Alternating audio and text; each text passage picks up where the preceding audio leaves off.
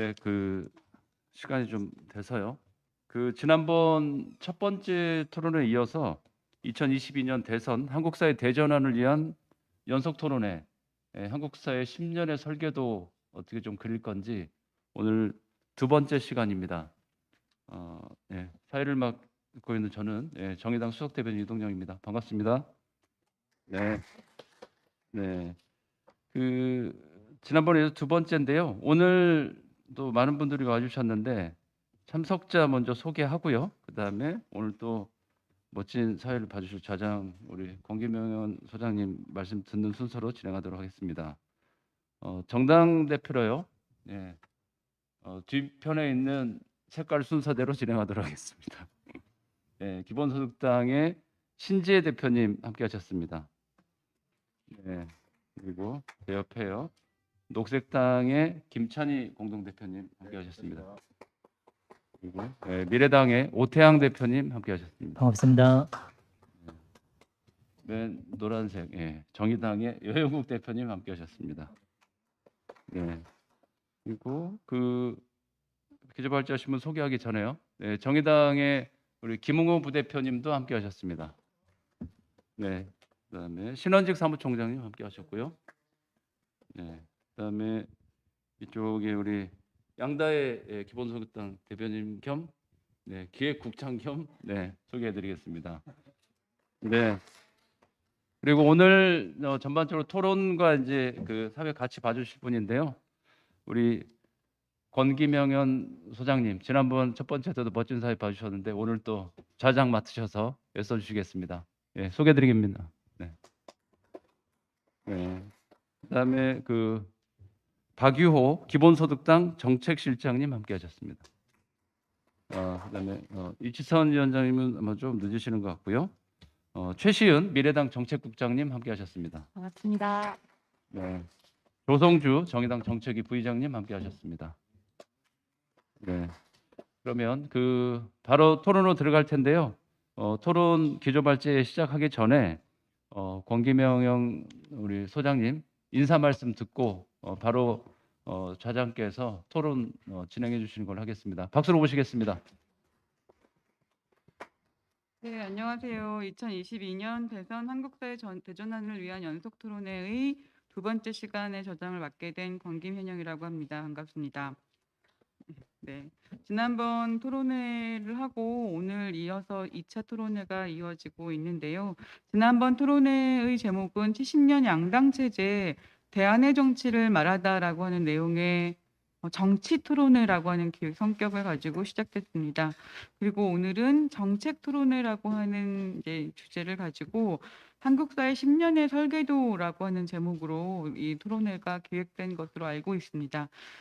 제가 이 관련된 토론회를 이제 페이스북에 공유를 했더니 어떤 사람들이 10년의 설계도라니 멋있다 이렇게 말을 하기도 했고 진보 정치가 10년 설계, 20년 설계 이런 거 좀 할 때가 된 것 같다 이제 이런 말을 하기도 했습니다. 그러니까 단지 대선을 앞두고 나서 이어지고 있는 어떤 식의 공약 발표회가 아니라 각 당이 지금 생각하고 있는 한국 사회 10년의 어떤 대안 설계를 어떻게 청사진을 그리고 있는가라고 하는 이야기를 나눠볼 수 있는 시간이 아닐까라고 기대를 하고 있습니다.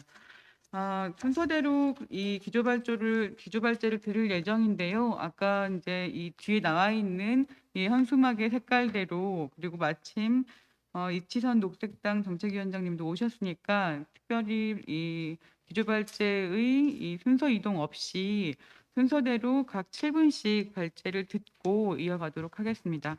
첫 번째 박유호 기본소득당 정책실장님의 발표를 듣겠습니다. 예, 반갑습니다. 기본소득당 정책실장 박유호라고 합니다.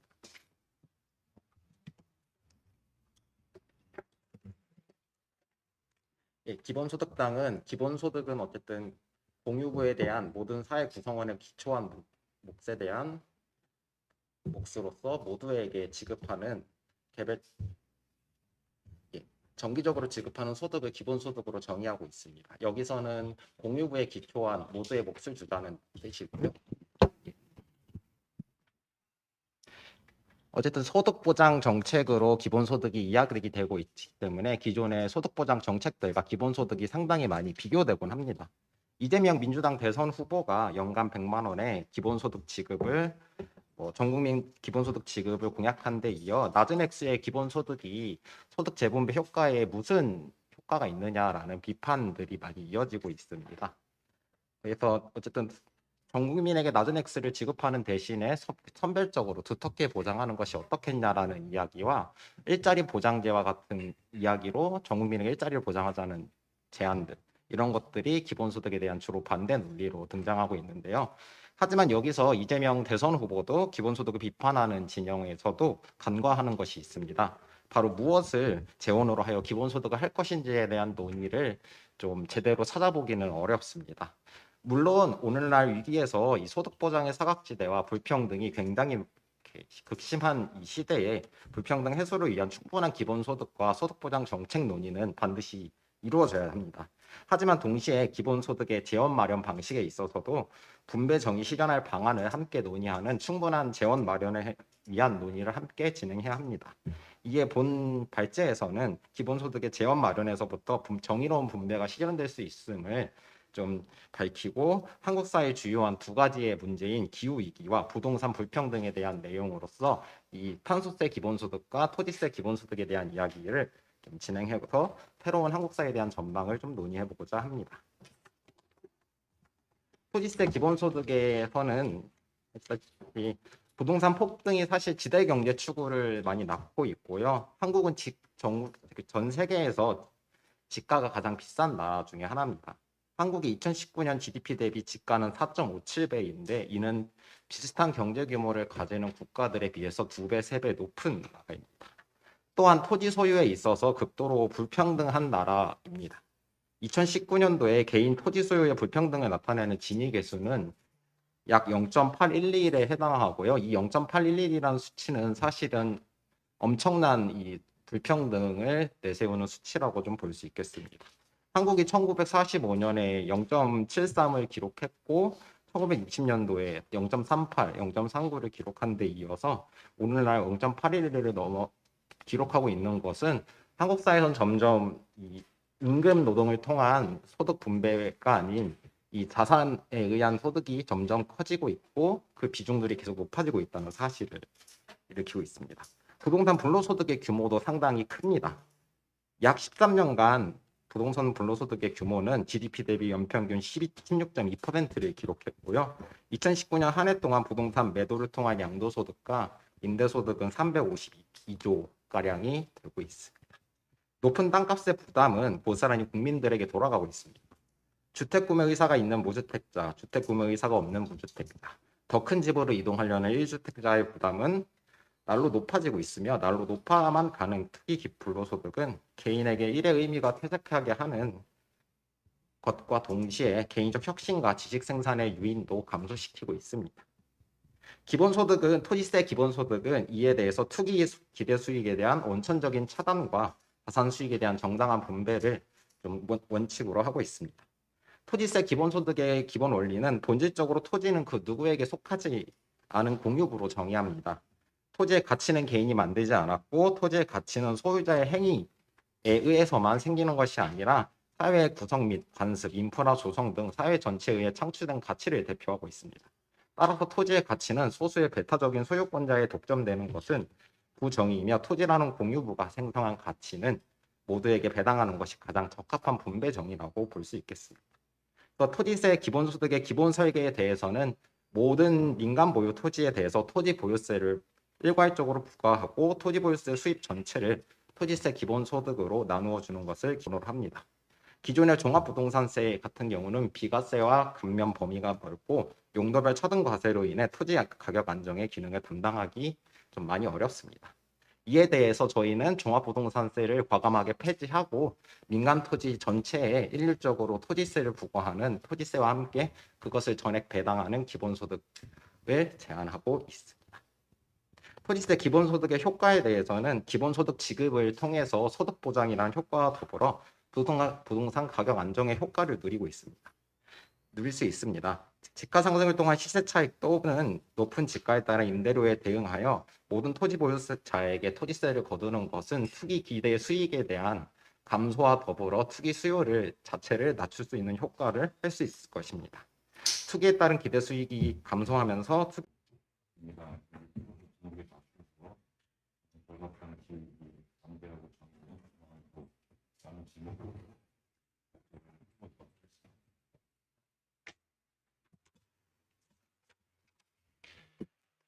(10월 15일) 아침 경남 삼천포 발전본부에서 근무하던 30대 노동자가 가족에게 미안하다는 유서를 남기고 유명을 달리했습니다. 동료들의 증언에 의하면 석탄화력발전소 폐쇄를 앞두고 고용 불안으로 인한 트라우마를 겪고 있었다고 합니다. 정부가 기후위기에 대응한다면서 석탄발전소 폐쇄를 내걸 뿐 그에 따른 노동자의 고용 문제와 지역경제의 쇠퇴에 대해 아무런 대책을 강구하지 않고 그린 뉴딜이라는 이름으로 오직 대기업들의 성장 전략만을 추구해온 정책 실패가 낳은 비극입니다. 이 노동자의 죽음은 향후 한국 사회 10년과 그 너머까지 대한민국이 겪을 격동의 본질을 예언하고 있습니다. 올해 8월에 발표된 IPCC 6차 제1 실무그룹 보고서는 오늘날 기후변화가 초래하고 있는 위협이 실존적 위험을 넘어 종말론적 위험으로 향하고 있다는 메시지를 보내고 있습니다. 보고서는 인류가 위험한 수준이라고 평가하고 있는 산업화 이전보다 1.5도씨 상승을 2030년대 초에 돌파할 가능성이 크다고 합니다. 보고서는 현재와 같은 온실가스 농도 415 ppm 수준을 지구의 역사에서 발견하려면 300만 년 전으로 가야 하는데 당시의 기온은 지금보다 2.5도 더 높았고 해수면은 15m 더 높았다고 합니다. 보고서는 더 나아가서 5,500만 년 전 지금보다 기온이 14도 더 높고 해수면이 76m 더 높았던 팔레오세 에오세 극한 온난화 시기의 기후 조건에 관해서 상세히 소개하고 있습니다. 현재 인류의 온실가스 배출 경로는 그곳으로 향하고 있습니다. 반면에 보고서는 희망의 메시지도 말하고 있습니다. 인류가 신속히 온실가스 배출을 긴축할 경우에 지구의 기온은 금세기 말에 1.5도씨 이내로 안정화된다고 말입니다. 어느 길로 갈 것인지는 전적으로 우리 선택에 달려 있습니다. 10년 내로 결판이 날 것입니다. 오늘 토론회의 제목인 한국사회 10년의 설계도의 중심에는 어떻게 온실가스 배출을 긴급히 감축하고 기후를 보호할 것인지, 그 과정에서 어떻게 사회적 안전망을 구축하고 우리의 좋은 삶을 보호할 것인지가 놓여야 합니다. 먼저 정책들의 전제를 보겠습니다. 성장을 멈추고 풍요로운 삶을 추구한다는 것입니다. 녹색 성장은 가능하지 않습니다. GDP로 측정되는 경제 성장을 지속하면서도 경제 체제가 온실가스 배출을 축소하는 이른바 탈동조화가 가능하지 않다는 사실은 이미 증명되어 있습니다. GDP가 1% 상승할 때마다 온실가스 배출이 0.8%씩 증가합니다. 경제에 투입되는 물질과 에너지의 유량을 지구의 생태적 한계 내로 감소시켜야 합니다. 파리 협정에서 국제사회가 합의한 온도 목표, 산업화 이전 대비 2도씨보다 현저히 낮게, 더 나아가 1.5도씨 이내로 기온 상승을 억제하려면 2050년까지 에너지 소비를 현재보다 40%가량 감축해야 합니다. 욕망에 따른 생산을 필요에 따른 생산으로 대체해야 합니다. 경제의 모든 부문들이 언제나 성장해야 한다는 신화를 버리고 우리는 합리적인 접근을 해야 합니다. 경제의 어떤 부문들, 즉 대중교통, 재생에너지, 저렴한 공동주택 등은 여전히 확대되어야 하고 어떤 부문들, 즉 내연기관 자동차, 호화주택, 공정식 축산으로 생산된 소고기, 패스트 패션, 광고, 군비 등은 적극적으로 축소되어야 합니다. 탄소 예산이 지시하는 온실가스 배출 한계에 따라 한정된 자원을 합리적으로 배분해야 합니다. 불필요한 추출과 생산을 줄이고 그 대신 공공 서비스와 주택에 대한 접근을 확대하며 소득 불평등을 개선하고 노동시간을 단축하거나 완전 고용을 위한 일자리 보장 등을 통해 우리는 지구의 위험한 개선 내에서 모두를 위한 좋은 삶을 보장할 수 있습니다. 사회보장제도, 보편적 기본 서비스, 기본소득, 공공일자리 보장제, 돌봄사회의 기획을 통해서 우리는 GDP 성장 없이도 좋은 삶, 풍요로운 삶을 만들 수 있고 2020년대 한국 사회는 그 길로 가야 합니다.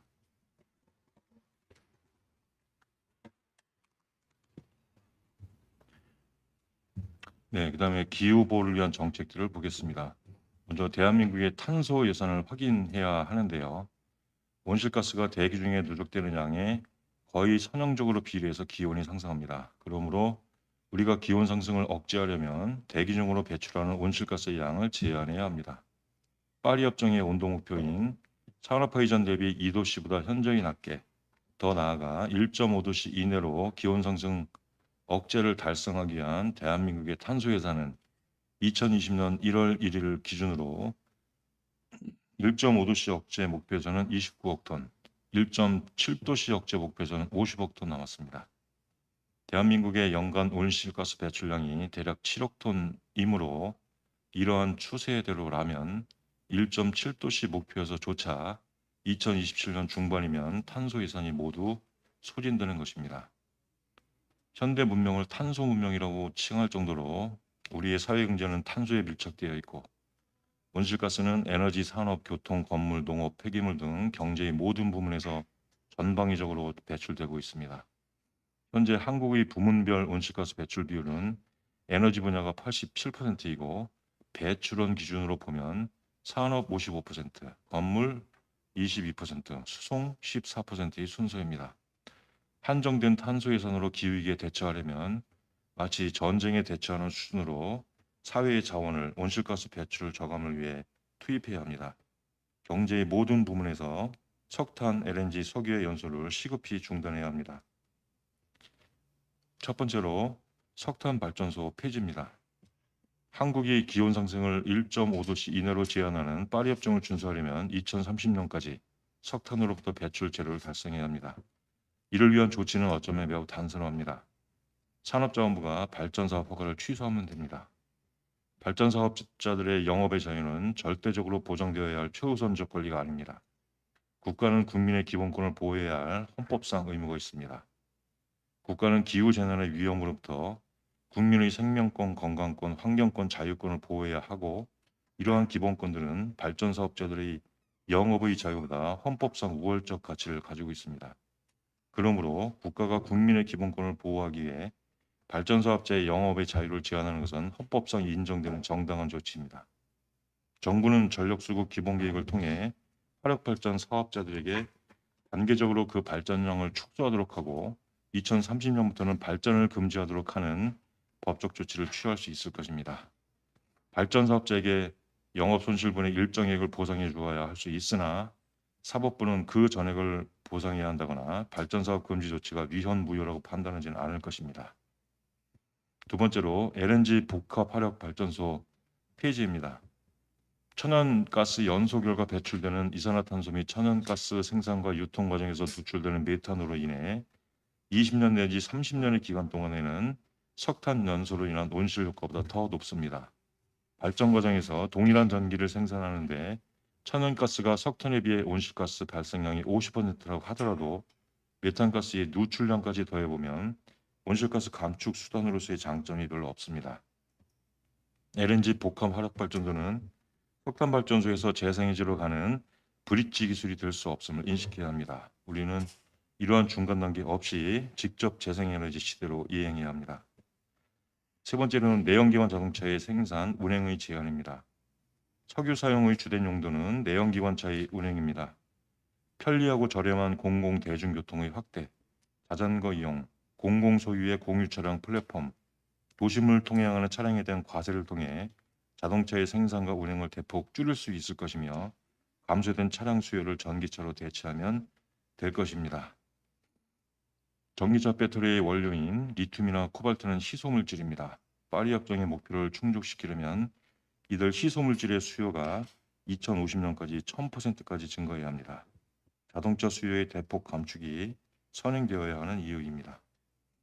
네 번째로 태양광과 해상풍력 발전으로의 에너지 생산 대체입니다.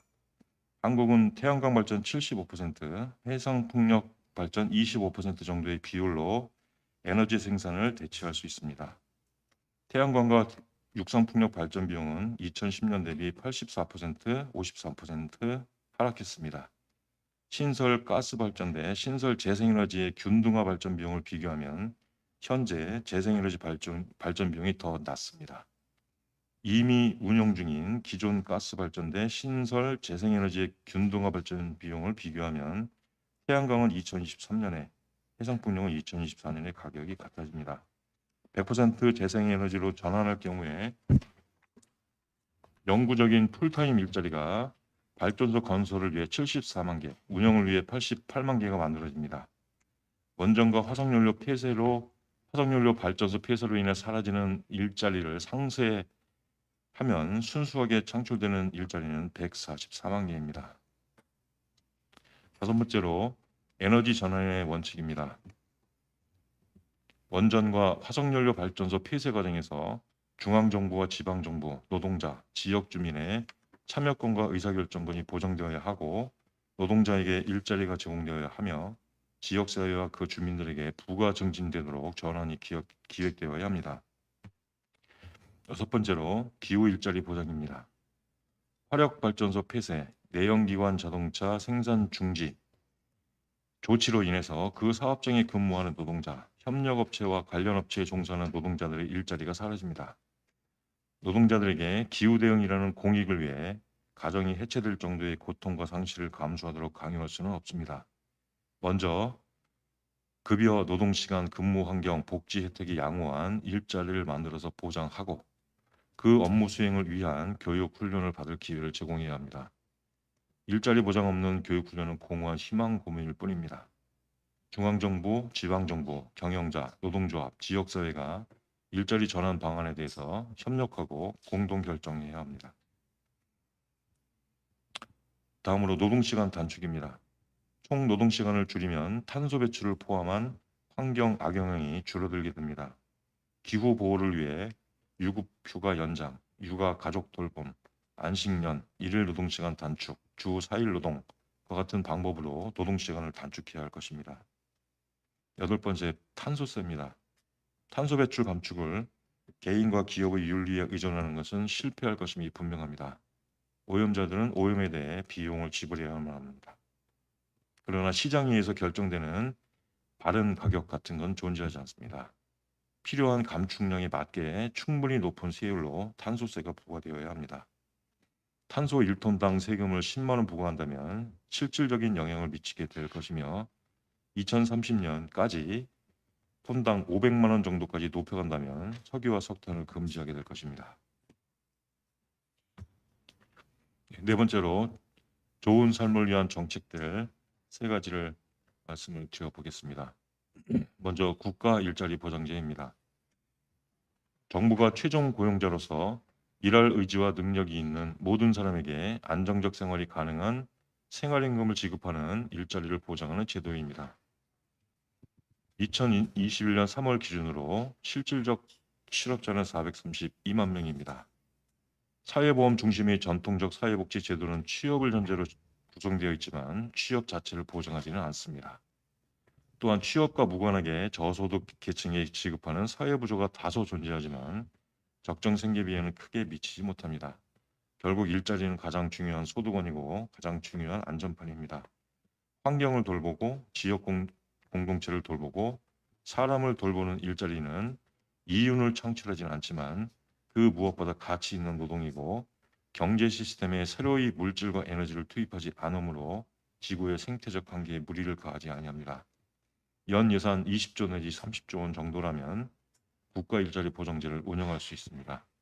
2015년 파리 협정은 인권, 노동력의 정의로운 전환을 위해 꼭 해야 할 일, 그리고 각국이 정한 발전 우선순위에 따라 양질의 일자리와 질 높은 직업을 창출한 일에 기후정의가 달려있음을 강조했습니다.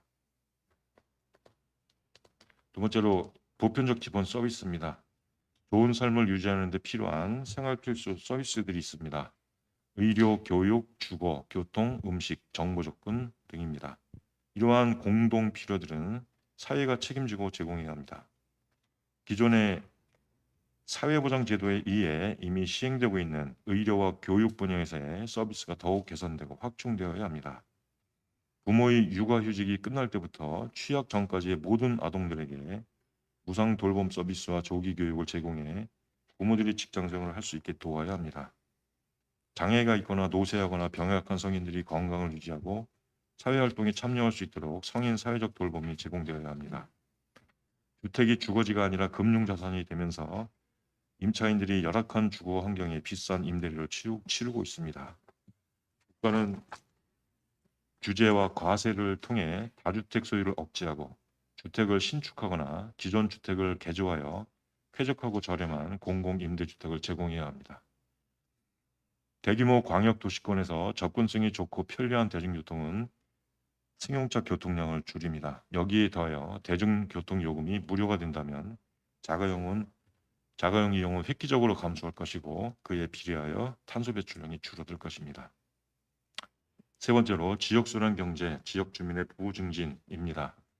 녹색당의 경제 강령은 자본의 이윤 추구를 위해 경쟁과 개발을 최우선시하는 산업주의 체제는 생명과 평화, 안전, 사회적 정의를 보장해 줄 수 없습니다. 우리는 공동체 돌봄과 살림 경제, 협동과 연대의 경제 속에서 대안을 발견합니다. 지역 주민들과 함께 지역에서 자원과 에너지가 순환할 수 있는 체계를 만들어 가고자 합니다. 빈곤과 착취가 없는 지속 가능한 공동체 경제를 전환해 나가겠습니다라고 밝히고 있습니다. 지역 주민들의 민주적 공공적 소유, 사회적 경제 체제를 구축해서 지역에서 창출되는 부가 유출되지 아니하고 지역 주민의 부의 증진으로 쌓이는 지역순환 경제를 도모해야 합니다. 아까도 말씀드렸지만 녹색당은 12월 당 정책대회를 통해 정책을 수기해서 결정할 계획입니다. 그러므로 본 발제문은 당의 확정된 입장이 아님을 양해해 주시기 바랍니다. 감사합니다. 네, 녹색당의 이치선 정책위원장님의 발제를 잘 들었습니다. 녹색당에서는 지금의 절박한 기후위기 상황에서 녹색 성장은 더 이상 가능하지 않다라고 하는 이야기로 에너지 분야에서의 전환적 어떤 정책들이 필요하다라고 하는 내용의 발제를 해주셨다고 봤습니다. 세 번째로 바로 미래당 정책국장 최시은님의 발제를 들어보겠습니다. 예, 안녕하세요. 저는 미래당 정책국장 최시은입니다. 미래당은 마을 정치에서 시작하는 행복국가로의 전환을 제안드립니다.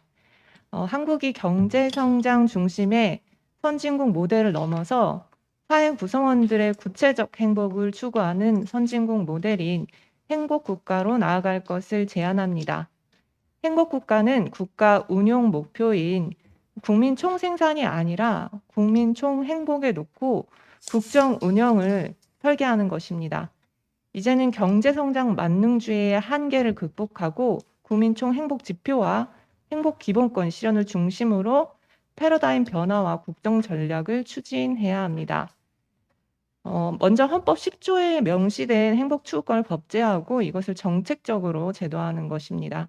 그리고 국민 총행복은 이런 기본권과 발전 요소들이 균형적으로 분배되고 재생되고 순환되는 원리의 방법으로 발전해 가는 것을 의미합니다. 예, 추상적일 수 있는데요. 그럼 어디서 시작할 수 있을까요? 미래당은 행복국가로의 전환을 마을 정부에서 시작할 것을 제안합니다. 한국은 인구의 절반이 서울과 수도권에 집중되어 있고 중앙정부 중심적인 국가 운영으로 나라 살림이 동맥 경화에 걸렸습니다.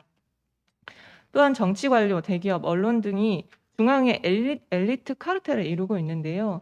이러한 기득권 정치 권력에 대한 대안 정치 행위도 사실상 지나치게 중앙 정치화되어 있다고 생각합니다. 하지만 최근 코로나 팬데믹 장기화, 재난 기후위기 일상화, 4차 산업혁명이 가져오는 비대면화로 시민들의 삶의 공간이 빠르게 마을과 동네로 재구성돼 가고 있습니다. 지속가능한 삶을 위한 전환과 연대를 기득권 정치 권력이 지배하는 중앙에서 하는 것이 아니라 대한 정치 세력이 마을과 동네에서 시작할 적기인 것입니다. 일상이 된 코로나, 지구적인 기후위기 재난을 극복하는 유일한 탄소 중립 실천은 걸어서 연결되는 마을 생활권을 되살리고 뿌리 내림으로써 해결책을 모색해 가야 할 것입니다. 물론 이 정부 차원의 대규모 그린 뉴딜 전환도 필요하지만 어떤 실천 가능한 생활 세계에서 우리 동네 그린 뉴딜이 필요한 이유입니다. 얼굴을 마주하는 인간적 관계성의 회복을 통해서 이 마을 공동체를 재발견하는 것은 행복국가의 건강한 기초가 될 것입니다. 더불어 행복국가와 마을정부 실현을 위해서는 다양성 존중과 협치 시스템을 전 사회적으로 만들어 가야 합니다.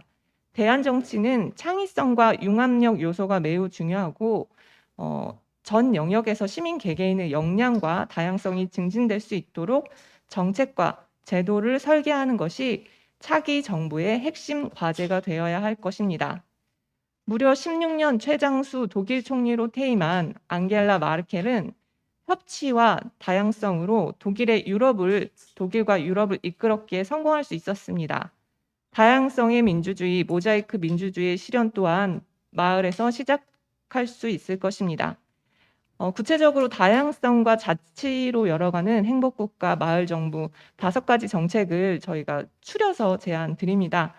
첫째로 자치구 동별 행복시민센터 설립 및 행복시민부호 신설을 제안합니다. 올해로 지방자치제 30년입니다. 중앙행정권력의 말단부 역할을 수행했던 주민센터의 행정 기능을 과감하게 온라인 시스템으로 전환하고 현재 주민센터를 복합적인 마을 경제, 대안 복지, 기후 안전, 공유 공간 등 지역 시민들에 의해 운영되는 종합적인 행복 시민센터로 전환하는 것입니다. 또한 행복 영향 평가를 도입해서 각 마을과 동네별 이러한 전환 정책과 가이드라인을 제시하고 자치 구별 예산과 행정 권한을 대폭 이양해 가는 것입니다. 둘째로 주 4일제 기본소득 공유 공간으로 연결되는 워라밸 어울림 정책입니다. 3년 내에 공공기관부터 주 4일제를 기반으로 하는 유형 근무제를 도입하고 민간 기업을 대상으로 주 4일 인증제를 통해 점진적으로 확대해 가야 합니다. 더불어 소득 감소에 대한 우려와 공백을 한국형 기본소득 추진을 통해서 사회소득의 형태로 보완해 가야 합니다. 이와 더불어 이 시간과 생활의 여백을 마을에서 채워나갈 수 있는 공유 공간의 확대를 통해 일소득 생활 공간의 균형을 추진해 갈 것을 제안합니다. 셋째로 새로운 사회적 동반자 관계를 위한 1인 비혼 반려 동반자법 제정입니다. 가족과 혈연을 기반으로 하는 전통적인 결혼제도, 가족제도의 일대 전환이 필요합니다. 가까운 미래의 1인 가구 시대, 비혼, 다운 시대, 반려 가족의 시대가 도래할 것입니다. 혈연과 결혼제도에 기반한 사회관계가 아닌 새로운 사회적 동반자, 짝꿍이라고 한번 이름 붙여봤는데요. 관계를 지원하는 반려가족 생태법 제정이 시급하며 이에 대한 제도적, 행정적 보완이 시급히 필요합니다.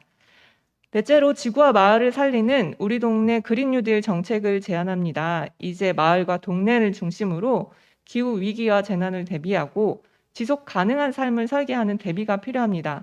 익명의 소비자가 아닌 이름이 불리는 동네 시민으로 관계망을 통해 방역과 생활 안전망을 확보하는 것이 필수일 것입니다. 무엇보다 공원, 쉼터 등 생태 공간 확대가 필요하고 지역 중심의 공공 의료 체계를 확대하고 시민 참여형 돌봄 네트워크를 구축해 가야 합니다.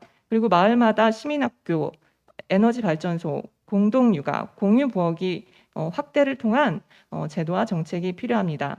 다섯째로 마을을 시민 손에 맡기는 동장직선제와 동의회의 전면적 실현입니다.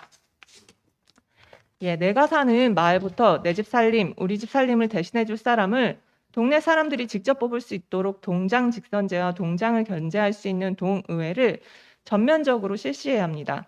동장직선제를 통해서 동주민센터를 일반 행정 서비스, 문화여가 서비스 거점을 넘어서 기후위기, 마을공동체, 지방자치의 허브가 될 것입니다. 이러한 지방자치 활성화를 통해서 시민들이 행정, 정치, 시민사회 영역을 넘나들어 스스로 이웃과 자연을 돌보는 마을 공동체를 만들어 가야 할 것입니다. 이상입니다. 네, 감사합니다. 미래당 정책국장 최시훈님 발제에서는 마을 정치에서 시작하는 행복국가로의 전환이라고 하는 주제로 발제를 해주셨습니다. 마을 정치가 어떤 종류의 새로운 삶에 대한 전환적 어떤 거점이 될 수 있을 것이라고 하는 기대를 가지고 만들어진 정책들인 것 같습니다. 마지막으로 정의당 정책위원회 부의장 조영주님의 발제가 있겠습니다. 네, 조성주입니다. 조성주, 죄송합니다. 왜 그렇지? 발제 시간을 얼마를 쓰면 될까요? 원래 저희가 사전에 합의했던 건 7분이었는데요. 네. 네. 어떻게 했으면 될까요? 지금 앞에 해주신 분들께서 조금 빠르게 진행을 하셔가지고요. 한 10분 정도는 쓰실 수 있을 것 같습니다. 네. 네, 정의당 정책위원회 부의장 맡고 있는 조성주입니다. 각 당이 오늘 정책 토론회에서 각자가 좀 주력하고 있는 이렇게 중복되는 이야기는 조금 제외하고 각자가 주력하고 있는 이야기를 중심으로 장점이 있는 부분들을 중심으로 오늘 좀 이야기를 해보기로 했었기 때문에 저희는 이제 노동 쪽을 좀 고민하고 있고 저희가 최근에 이제 선출된 저희 정의당의 심상정 대선 후보 역시 신노동법 최근에 노동시장의 변화와 노동 기본권에 대한 어떤 개념의 확장을 통해서 신노동법이 필요하다. 이걸 이제 제기를 하고 있기 때문에 저희는 이제 그런 의미에서 노동계급에서 노동시민으로 신노동법의 필요성 이런 지점에 대해서 좀 말씀드리도록 하겠습니다. 불평등의 시대 지금 불평등의 현황이나 이런 것에 대해서는 대부분의 정당들에서도 문제의식은 아마 공통적으로 있을 거라고 생각하고 있습니다. 그렇겠죠? 네. 근데 지금 이제 문제는 이제 지금 우리가 경험하고 있는 불평등이 불평등하다. 말 그대로 복합적 불평등의 시대를 우리가 지나가고 있다는 문제의식이 있습니다. 그리고 또 하나는 이것이 이제 기존의 단순히 불평등하다가 아니라 기존의 어떤 그 우리의 사고 구조나 대안으로 설명되기 어려운 어떤 굉장히 빠르고 큰 변화들이 우리 앞에 있다 이렇게 믿습니다. 저희 정의당의 고민은 그 원인이 변화된 노동시장의 문제와 다수의 압도적 시민들이 노동으로부터 소외되어 있기 때문에 발생한다고 고민하고 있습니다. 특히 여기에 이제 코로나19가 만들어낸 새로운 시간대가 또 하나 작동하고 있다고 생각합니다. 그것은 전 세계가 동시에 시간대를 마치 움직이는 것 같은 그렇기 때문에 공통의 과제와 공통의 문제를 또 하나 껴안고 있는 이런 문제가 있다고 봅니다. 이런 과정에서 저희 정의당은 코로나19와 최근의 복합적 불평등을 지나면서 보통 한국의 노동시장 구조의 문제를 지적할 때 이중 노동시장 구조, 대기업 공공부문 또는 정규직 그리고 비정규직, 영세 중소 사업장 이렇게 이제 이중 노동시장 구조로 보통 이야기되던 노동시장이 삼중 노동시장으로 사실 이미 재편되어 있는 것이 확인된 것이 아니냐라는 문제의식을 가지고 있습니다. 그 세 번째 노동시장에 있는 노동시민들은 프리랜서, 특수고용, 플랫폼 또는 자영업자라는 이름으로 존재하는 분들입니다. 사실 여기는 코로나19 관련된 각종 지원 정책이나 이런 것에서 대부분이 소외되었고 기존의 노동 관련된 법제도나 사회 안전망에서도 사각지대로 완벽하게 소외되어 있는 분들입니다. 고용유지 지원금도 실업급여도 휴업급여나 재택근무 자체도 불가능한 그래서 재택근무가 오히려 실제 노동 현장에서는 중상층 이상의 노동자들이 누리는 실제 주 4일제와 같은 효과를 가지는 아이러니한 상황도 우리는 목도하고 있습니다. 이러한 한국의 노동시장의 변화는 노동 없는 민주주의, 사실상 우리의 주권이 절반밖에 실현되고 있지 않다라는 문제의식을 가지게 합니다. 급속하게 디지털화되고 거대 플랫폼 자본들의 등장 역시 마찬가지로 효과를 미치고 있다고 생각하고 혁신은 이미 어떤 약탈과 독점의 수단이 되어버리는 경향이 있고 소비자의 편익으로 합리화되기도 합니다. 노동이 소외되는 거죠. 디센트 워크, 괜찮은 일자리를 둘러싸고 오히려 청년 실업과 취업 준비생의 문제가 불평등하다는 걸 우리가 공통으로 합의하지만 이 청년들이 오히려 공정이라는 단어를 무기화해서 불평등 자체를 합리화하는 논리로 등장하기도 합니다. 비정규직 노동이 대표적으로 노동정책의 사각지대로 그동안 이야기되어 왔지만 사실 지금의 가장 큰 사각지대는 임금 노동자 안에 포괄되는 비정규직이 아니라 아예 비임금 노동자로 불리는 새로운 노동의 영역이라고 생각합니다. 그리고 고령화, 디지털 기술 발전으로 인해서 기존의 사회 안전망 역시 제대로 작동하기보다는 사각지대가 큼을 우리가 확인할 수 있습니다. 젠더, 세대 갈등, 기존의 임금체계, 사회안전망, 기존의 고용 관행에서 비롯되는 노동 내부의 불평등에 대해서도 같이 고민하게 만듭니다. 결국 이것은 한국에서는 87년 이후에 형성된 한국의 민주주의가 실제로는 광장 안의 일부 시민들에게 적용되어 온 것이 아니냐는 문제의식을 던집니다. 민주주의라는 것이 1인 1표나 정치적 권리만이 아니라 결국은 사회경제적 권리를 나의 1인 1표로 내가 결정한다라는 것의 원리에 기초하고 있다면 이것은 사실상 절반의 인민 주권이라 표현해도 무방할 것 같습니다. 그래서 이러한 노동시장 다변화 구조로의 이행과 다양한 지금 고민들을 본다면 노동권의 개념을 시민 기본권의 개념으로 우리가 다르게 이해하고 또는 확대해서 이해할 필요가 있다고 생각합니다. 사실 다르게 이해하고 확대해서 이해한다는 표현이 적절한 표현은 아니라고 저 개인적으로는 생각합니다. 그것은 대부분의 민주주의 국가들에서 노동권이라는 개념이 이미 시민 기본권으로 처음부터 출발했기 때문입니다. 다만 한국은 권위주의와 식민지 지배와 권위주의 등등을 거치면서 노동권이 시민 기본권보다는 그냥 노동자라고 불릴 수 있는 사람들이 누리는 권리, 그런 측면에서 본다면 다소 도발적이지만 한국의 헌법에 33조 노동 3권이 명시되어 있는 것은 한국의 노동권을 오히려 좁게 해석하는 부정적 효과로도 작동하는 측면이 있다라고 생각합니다. 개인적 의견입니다. 네. 그렇게 보면 한국의 노동 환경은 1953년도에 만들어진 근로기준법 그리고 노동조합 및 노사관계 조정법 등 각종 노동관계 법제도들은 기존에 굉장히 민주주의의 어떤 그 영역을 좁게 설정한 상황에서 만들어진 법들로서 단순히 기술 발전이나 노동시장 변화만이 아니라 한국의 다수의 시민들을 아예 노동이라는 것으로부터 소외시키거나 한정된 어떤 영역에 제한하고 있는 법들이라고 할 수 있습니다.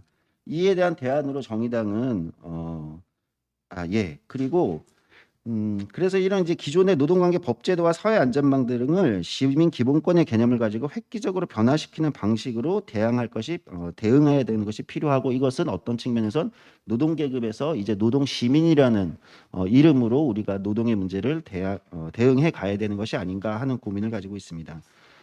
대안으로서 저희는 신노동법, 전국민 노동법을 제안하고 있습니다.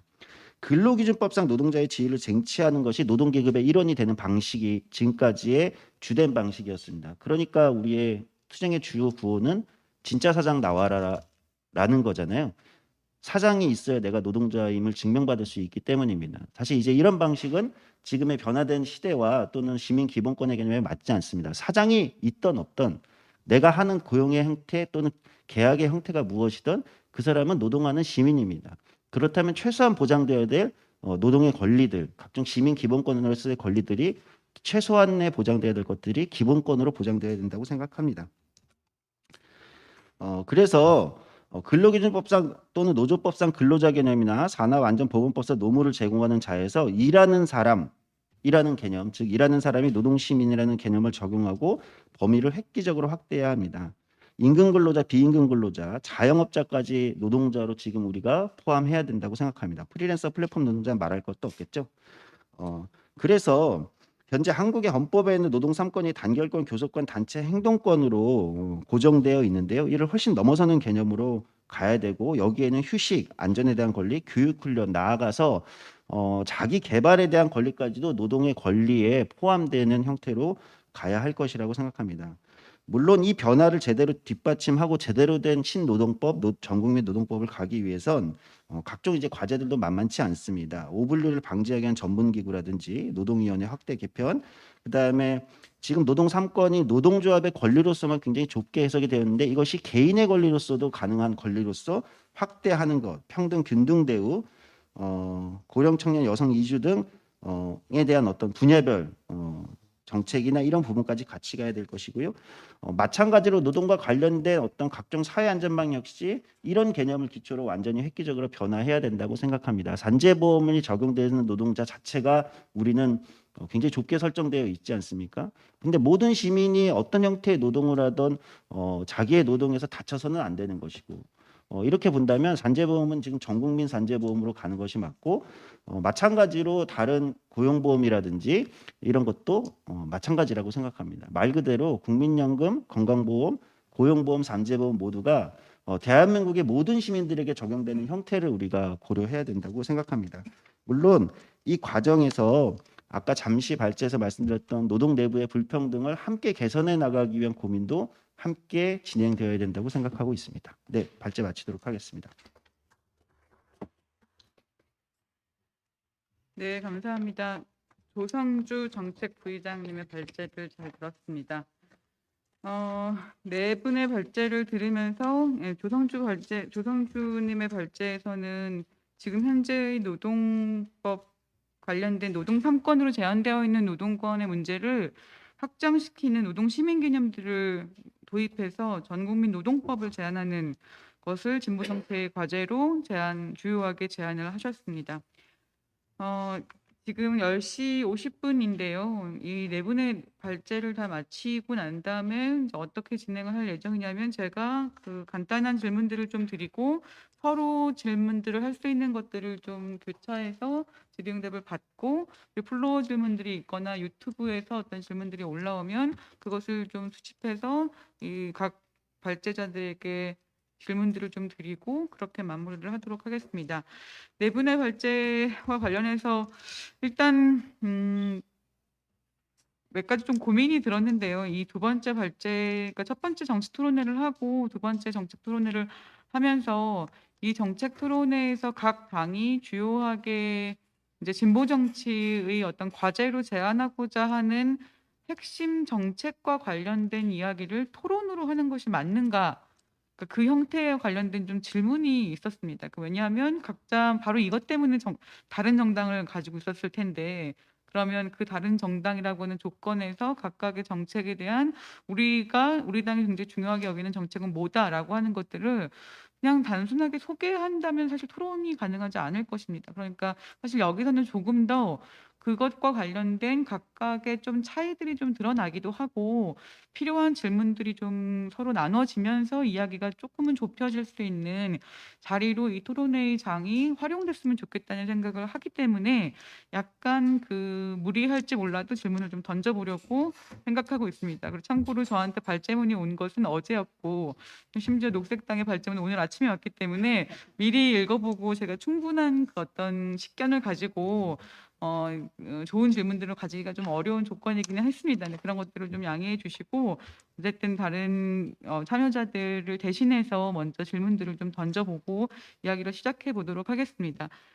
여기 처음부터 기본소득당의 발제부터 먼저 좀 들으면서 제가 제일 많이 들었던 고민은 그러니까 사실 정책 토론회가 이거는 어쨌든 2022년 대선을 앞두고 있는 정책 토론회라고 하는 이 어떤 구조라고 하는 것은 국민들에게 정책을 그러니까 우리가 얼마나 훌륭한 내적 일관성을 가지고 있는 정책을 보여주느냐가 아니라 그거 정책이 귀에 들어올 수 있는 그러니까 공약화된 모델이라고 하는 걸 제시해야지 그것이 바로 내가 여기에 바로 미래가 있구나라고 하는 것들을 끌어갈 수 있는 그런 조건이 이제 발생이 된다고 생각합니다. 그러니까 저는 네 당의 발제 모두가 굉장히 중요하고 긴급하고 그런 정책들을 가지고 있다고 생각하기는 하나 이 선거 국면에서의 정책의 공약화 과정에서의 어떤 포장이라든지 혹은 그것을 정말 구체적으로 실현할 수 있는 기획이라든지라고 하는 부분에서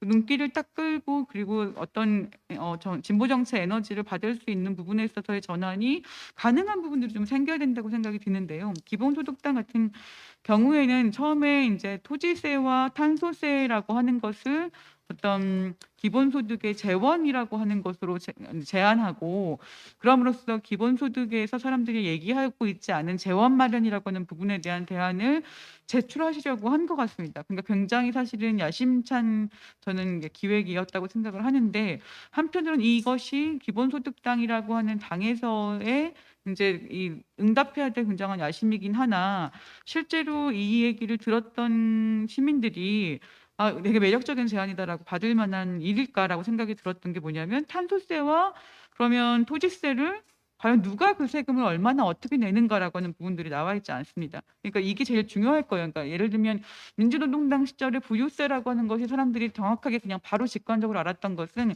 부자들이 낸다라고 하는 것이 그냥 들어왔기 때문일 겁니다. 근데 탄소세나 예를 들면 토지세는 누가 내지?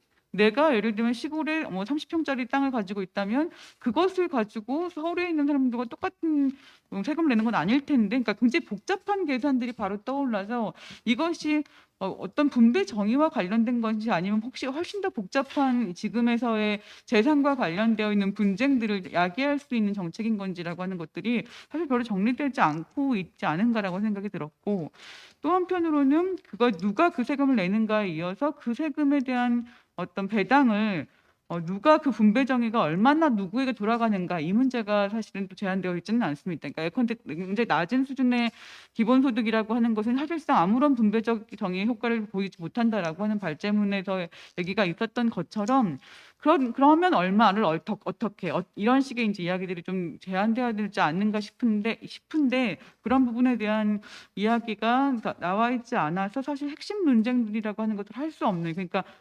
토지세라든지 혹은 산소세라고 하는 것을 매겨야 한다. 이것은 공유부다라고 하는 거에 대한 어떤 공통 전제를 그냥 합의할 수는 있지만 그 이상의 이야기로 나아가기는 좀 어려운 얘기가 아니었겠나라는 생각이 들기도 하고요. 그래서 예컨대 이런 이야기들을 기본소득이라고 하는 개념으로 얘기를 하는 것보다는 뭐 예를 들면 앤드류 양이 월 $1,000씩 준다고 얘기하고 이거 배당이다 이렇게 얘기한 거잖아요. 그러니까 배당이라고 하는 개념은 이게 소득과 얼마나 그러니까 고용과 얼마나 분리되어 있는 개념으로서의 어떤 부가 어디에 있는가라고 하는 거에 대한 개념적 지도를 만들어 주기 때문에 사실 사람들이 굉장히 혹하게 만들었던 개념이기도 했습니다. 그리고 $1,000라고 하는 이런 게 있었죠. 그리고 이정미 후보 같은 경우가 참여소득이라고 하는 개념을 얘기해서 일자리 보장제와 기본소득을 합쳐서 어떤 정도 일정 정도 규모 이상의 소득을 보장해 줄 수 있는 제안을 하기도 했습니다. 이제 이런 것들과 관련해서 기본소득당에서는 어떻게 생각을 조금 더 하고 계시는지에 대한 이야기를 들어보고 싶습니다.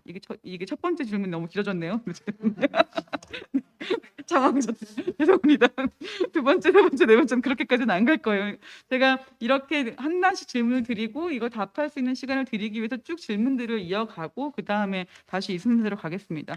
녹색당에 대한 질문들은 그렇게 크진 않습니다. 녹색당은 저는 녹색당 정책에서 정책위원장이 말씀해주신 이야기가 사실 여기서 그냥 통째로 얘기하고 있는 가장 핵심적인 이야기는 에너지 정책이라는 생각이 듭니다. 그러니까 사실 이게 에너지 정책과 관련된 이야기라고 하는 것으로 굉장히 집중을 하셨구나라고 하는 생각이 드는데요. 그러니까 뭐 예를 들면 화력발전소 금지라든지 폐지라든지 결국은 LNG 복합 화력발전소의 폐지라든지 내연 자동차 기관의 생산과 운행의 제한이라든지 뭐 태양광과 해상 풍력 발전으로 에너지 생산 대체 다 이제 네 가지 다 에너지 정책인데요. 사실 에너지 정책과 관련해서는 당장 작년에 있었던 미국의 바이든 정부 탄생하기 전에 있었던 여러 가지 논쟁들을 떠오르게 되기도 했는데요. 그러니까 바이든이 셰일가스와 관련해서 어떤 정책을 갈 것인가라고 하는 거에 대해서 되게 초미의 관심사가 있었죠. 그러니까 엘리자베스 워런과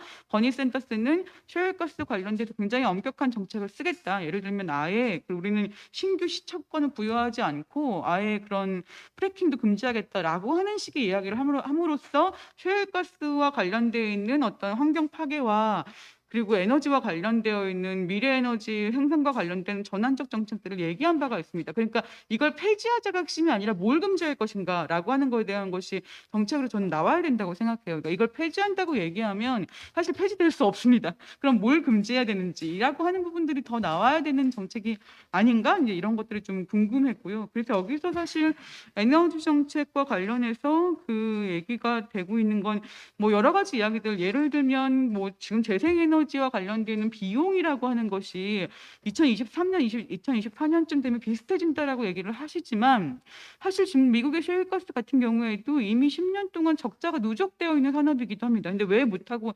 있냐면 여기에서 일하고 있는 노동자들이 갖고 있는 당장의 경제적 일자리 이름이라고 하는 문제를 해결할 수가 없기 때문이죠. 근데 그 문제와 관련해서도 이 발제에서 지적되긴 했으나 그거에 대한 구체적인 기획이 나와 있지는 않은 것 같습니다. 이런 것들에 대한 조금 더 보충적 설명들을 들어보고 싶습니다. 그러니까 폐지하는 건 좋은데 어떻게 무엇을 금지함으로써 그것을 폐지를 가능하게 할 것인가라고 하는 거에 대한 질문들에 대한 답을 좀 들어보고 싶고요. 세 번째 미래당 같은 경우는 이 행복국가와 약간 그 미래당 같은 경우에는 이 마을 정치에서 시작하는 행복국가로의 전환과 관련된 그 여러 가지 굉장히 그 생각해 볼 수 있는 다양하고 구체적인 사회적 상상력이라고 하는 차원에서 정책을 좀 접근했다고 생각하고 이런 접근 좋다고 생각합니다. 그러니까 지금 현 청년들에게 무슨 정치가 무슨 얘기를 해줄 수 있는가라고 하는 부분에서 되게 큰 얘기, 예를 들면 뭐 에너지 정책이라든지 뭐 이런 얘기들뿐만 아니라 되게 구체적인 자기가 살고 있는 생활 공간에서 무엇이 바뀔 수 있는지에 대한 이야기를 정책으로 만들어내서 정당에서 그걸 주요하게 얘기하고 있는 것 자체가 저는 정치 환경을 변화시킬 수 있다고 생각을 하기 때문에 굉장히 재밌게 듣기도 했는데, 한편으로는 행복국가라고 하는 개념이라든지 뭐 메르켈이라고 하는 사람의 등장이라든지 라고 하는 것이 언급되는 방식에 있어서 역시 지난번에 그 미래당하고도 이제 얘기를 했지만, 그러니까 예를 들면 마을 행복센터라든지 뭐 예를 들면 각 마을의 종합적인 행복 시민센터의 전환, 이런 것들이 사실상 지금 마을 주민센터에서 막 이루어지고 있는 일입니다. 그러니까 말만 조금 예쁘게 만든 것 이상이 될 수 있을까라고 하는 부분에서 좀 의문을 가지고 있는 부분이 있고요. 하지만 굉장히 중요하다고 생각하는 건 동장직선제와 동의회입니다. 이것은 마을 기반의 민주주의라고 하는 걸 어떻게 만들어낼 것인가라고 하는 차원으로도 중요한 정책적인 사실 전환이 필요한 얘기이기도 하고, 사실 가능하다면 많은 게 변할 수도 있는 거다. 그냥 단지 기능 차원에서의 확장 정도가 아니라 조금 더 다른 아이디어를 가질 수 있는 얘기가 아닐까라고 하는 생각을 해서 그런 부분들에 대한 인상을 가졌다는 말씀을 드리고 싶었습니다. 네 번째, 조성주님 발제에서, 정의당 조성주 정책위원회 부의장님의 발제에서는 이 얘기가, 그러니까 이거는 사실 저는 신노동법 얘기는 굉장히 중요하다고 생각을 합니다. 그러니까 특히나 이제 말씀하셨던 대로 이런 이야기들에서 특히 뭐 진짜 사장 나와라라고 하는 방식의 얘기라든지, 아니면 특정 영역에서의 일부 노동자들이 실제로 이것과 관련된 어떤 노사 문제들에 대한 해결을 하고자 할 때 제일 먼저 부딪히는 문제가 꽤 오랫동안 노동자성 인정이라고 하는 부분에서 이제 골몰되어 왔습니다. 그러니까 노동자성 인정이라고 하는 것에서 싸움이 시작도 못한 채 계속 공전하고 있는 문제를 해결하기 위해서는 근본적으로 노동권이 무엇인가라고 하는 것을 다시 재편하고 재구성할 수 있는 전략이 굉장히 필요하다고 생각하고, 그 전략이 제안됐다는 것 자체가 굉장히 반갑기도 했습니다. 그런데 한편으로는 어떤 걱정이 되냐면, 사실은 이 부분에서는 진짜 사장 나와라라고 하는 얘기를 한다거나 아니면 노동자성에 대한 이야기를 하는 것의 가장 중요한 이유는 이 고용관계로부터의 책임을 누가 질 것인가에 대한 부분일 겁니다. 그러면 지금 신노동법과 관련된 여러 가지 제안들은 고용관계로서의 책임이라고 하는 것을 분산시키거나 그것을 공공화시킴으로써 사실상 그런 부분에 있어서의 노동자의 권리라고 하는 것이 확대된다기보다는 오히려 권리를 확대되기 어렵게 만들게 형해화될 수 있는 가능성은 없을까라고 하는 것에 대한 우려가 좀 즉각적으로 들긴 했습니다. 저 역시 이것도 조금 더 설명을 들어보면서 얘기를 들어보고 싶기도 하고요. 그리고 당시 신노동법으로 인해서 노동권의 전반에 대한 어떤 식의 재편이 필요하다는 것에는 인정하고 그걸 굉장히 동의하지만, 한편으로 지금 제안되신 각 영역 노동 법률의 변화나 노동의 권리의 획기적인 확장이나 차별 문제 적극 대응 부문, 이런 여러 가지 것들이 지금 고용노동부가 하는 일들입니다. 그러니까 이 지금 고용노동부가 하는 일들이라고 하는 것을 전반을 신노동법이라고 하는 이름으로 바꾸자라고 하는 이야기인 건지, 노동권이라고 하는 개념이라고 하는 것을 노동 고용관계로부터의 책임 소재와 그리고 그거에 대한 누가 지불할 것인가와 어떤 지불들이 정의롭게 분배될 것인가에 대한 문제를 떠나서 시민권의 개념으로 확장하자고 하는 것인지라고 하는 부분에서 사실 조금 더 정교화될 필요가 있는 논의가 아닌가라는 생각이 들어서 관련된 토론을 한번 붙여보고 싶었습니다. 그리고 모든 그 후보자들한테 좀 드리고 싶은 말씀은, 여기에서 이제 어쨌든 이 페미니즘 관련된 얘기가 전혀 나오지 않아서 제가 저장이기도 해서 이제 언급드리고 싶은 것은, 지금 홍준표 후보가 페미니즘 대신 페밀리즘으로 가자라고 하는 이야기를 하기도 했고요. 이거는 사실 1980년대 레이건 정부가 전체적인 미국 사회 보수화를 얘기하면서 등장했던 바로 그거랑 똑같은 얘기입니다. 그리고 최재형 전 사퇴한 후보가 낙태죄를 다시 부활해야 된다라고 하는 1인 시위를 하기도 했고요. 그러니까 이런 식의 전 사회적인 페미니즘에 대한 백래시가 이제 진행되고 있는 과정에서 가족을 중심으로 한 사회정책 제도의 어떤 보수화라고 하는 것을 지금 굉장히 유력한 양당 정치에서 한 축이 제안하고 있다면, 이것을 어떻게 돌파해 나갈 것인가에 대한 이야기가 좀 중요하게 사실은 대선 국면에서의 정치적 전환 과정에서 등장해야 되지 않은가, 이런 고민이 들어서 미래당에 대한 얘기, 미래당이 1인 가구라든지 이런 걸 얘기하셨지만 조금 더 추가해서 얘기를 좀 드리고 싶었습니다.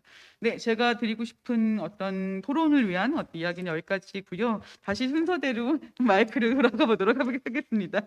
네, 박유 정책실장님 부탁드립니다. 모든 분들에게 다 이렇게 길게 질문을 해주신 것 같네요. 저희만 이렇게 그런 것 같지는 않고요. 예, 다만 구체적인 정책에 대해서 좀 부족하다라는 말씀에 대해 가지고는 일단 발제 페이지가 4페이지로 제한돼 가지고 사실은 저희가 탄소세, 토지세 설계 부분에 대해 가지고만 해도 이제 탄소세도 뭐 4페이지, 토지세도 4페이지 이상 나올 수 있을 것 같아 가지고 좀 정책적 취지 차원으로 좀 설명해 드렸던 것들이 좀 있었고, 토지세 기본소득 같은 경우는 지금 종합부동산세, 저희 종부세라고 불려지는 종합부동산세 같은 경우는 건물에도 매기고 토지에도 이렇게 매기고 있는 형태인데, 이게 감세 범위와 면세 범위가 너무 넓기 때문에 이 특정 어떤 시가 이상을 가진 사람에게만 세금을 매기는 것이 아니라 민간의 토지를 소유한 모든 사람에게 이 시가총액의 일부를 토지세로 매겨서 이것들을 전 국민에게 분배하자라는 제안인 거고요. 저희가 그 약 0.5%에서 이제 누진세로 1.3%까지 개인에게 부과하는 이제 정책안을 좀 법안으로 설계하고 지금도 이제 법안 서명을 좀 받고 있기도 한데, 이렇게 됐었을 때 전 국민의 한 90%가 이 내는 세금보다 더 이렇게 돌려받는 세금들이 훨씬 더 많다라는 것이 좀 있고, 일단 무주택자들에 대한 정책들이 상당히 좀 부재하고, 정부에서도 이 부동산의 공급 일변도 주택을 보유해야 된다라는 정책들 대신에 이 무주택자들을 위한 소득 지원금, 월세 지원금의 형태로도 될 수 있겠다라는 생각이 좀 들었었고요. 그리고 탄소세 같은 경우에는 원칙적으로는 좀 전과정 계산이라고 해서 탄소 라벨링이라고 해가지고 이 탄소 발자국이라는 것들이 좀 더 의미 있는 이야기라고 볼 수도 있겠지만, 제품별로 탄소가 얼마나 들어갔는지, 운송이나 화석연료 들어가는 것들, 이런 것들에 대해 따져가지고 이 탄소세를 1톤당 얼마를 매기는 것이 좀 필요하다는 얘기는 했지만, 지금 현재 용해인 의원실에서 좀 발의한 안에 대해서는 이 화석연료와 화석연료에 사용된 물품들에 대해 가지고 이 환산톤으로 계산해가지고 톤당 이제 38,000원에서 76,000원까지 가는 안으로 하면은 약 76,000원으로 1톤당 계산했었을 때 1인당 한 10만 원 정도의 탄소세 기본소득을 좀 받을 수 있다라는 정도의 안 정도로 설계하고 있습니다. 네. 그러면 질문 중에 뭐 배당이라든지 참여소득 관련된 그 얘기는 혹시 더 드리고 싶은 말씀이 있을까요? 참여소득 같은 경우에서도 좀 다양한 형태의 활동들이 꼭 공공근로 사업이나 이런 것들로 일자리, 이런 재활 같은 느낌으로서 어떤 고용의 수급권을 갖기 위한 조건으로서 그런 이제 뭐 공공근로 사업들이 진행되는 것들보다는 좀 환경 보전이라든지 좀 다양한 NGO 단체 활동들에 대한 좀 참여 수당들 활동들, 그리고 농민 기본소득이 좀 이렇게 논의되고 있기도 한데, 이 농업이라는 유의미한 활동들에 대한 참여 수당, 그리고 예술인들에 대한 참여 기본소득의 형태도 좀 함께 좀 고민하고 있습니다. 네, 감사합니다. 네, 두 번째 이치선 녹색당 정책위원장님 답변을 들어보겠습니다.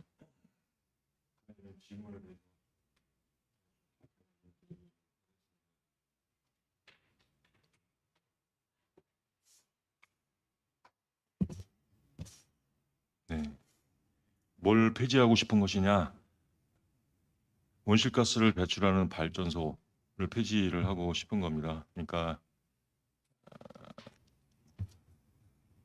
그러니까 우리나라는 이제 석탄이나 가스 같은 이제 자원을 직접 채굴하지 않기 때문에 프래킹 금지라든가 이런 채굴 금지 정책들은 좀 필요치 않은 것 같고요. 그것을 이제 사용해서 발전을 하는 석탄 발전소와 LNG 가스 발전소를 2030년 이전에 모두 꺼야 한다라고 하는 것을 에너지 정책의 이제 골자로 하고 있습니다. 그러면 당연히 거기에 근무하는 노동자, 그다음에 협력업체 또 관련 업체의 노동자, 그러니까 일자리가 없어질 것이고 지역 경제가 쇠퇴할 것이고, 이것은 이제 큰 문제를 야기를 시킬 것인데, 가령 그 삼척이나 태백의 탄광을 이렇게 없앨 때에도 한 20년 정도 걸쳐 가지고 그 광부들 개개인들에게 또 이제 사업주들에게 그 다 보상을 하고 이렇게 해서 이제 결과적으로 이렇게 카지노를 만드는 방식으로 이제 정리를 했지 않습니까? 그런데 이 정부가 석탄 발전소를 끄겠다라고 하면서도 사실은 그 사업주 또 노동자 지역 사회에 대한 그 대책을 전혀 갖고 있지 않은 것이 오히려 정말 너무 놀라운 이제 그러한 일인 것 같습니다. 그래서 그 저희는 그 발전소 노동자들에게 일자리를 먼저 제공을 하고 그 일자리를 이렇게 수행할 수 있는 그런 직업 훈련, 교육 훈련을 실시를 해야 된다라고 하는 이렇게 말씀을 드리는 것이고, 그러면 어떤 일자리냐? 그 지역에 그 재생에너지 태양광 발전소를 이렇게 건설을 하면서 거기에 발전소에 이제 이렇게 뭐 패널 뭐 제작이라든가 또는 이제 설치, 운영 이런 과정에서 굉장히 많은 일자리들이 창출이 되기 때문에 그런 일자리를 보장하는 이 정책이 가장 중요하다라는 이런 말씀을 드리는 것이고, 예.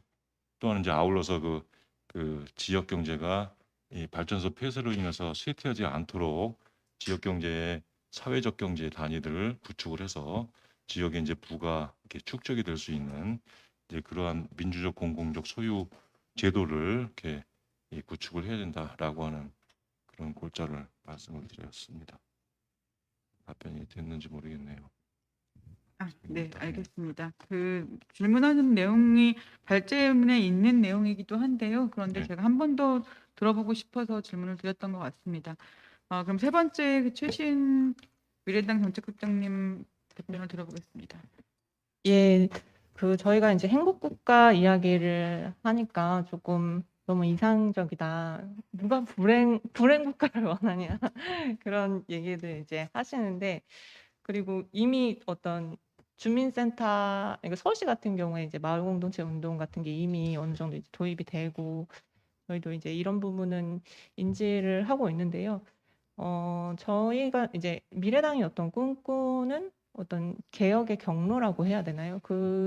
그거에 대해서 이제 같이 활동하는 동료들하고 고민을 했고, 이 선 자리에서 어떻게 하면 이제 조금이라도 변화시킬 수 있을까? 이런 기후위기라든가 이런 갈등을 엄청나게 유발하는 이런 기득권적인 정치 구조라든가 이런 것이 오히려 어떤 저희는 사실 변방에 있고 사실 기성 정치 같은 경우에 정말 엘리트들 뭐 항맥으로 다 연결돼 있잖아요. 엘리트들 뭐 관료들 기자들 다 연결돼 있고.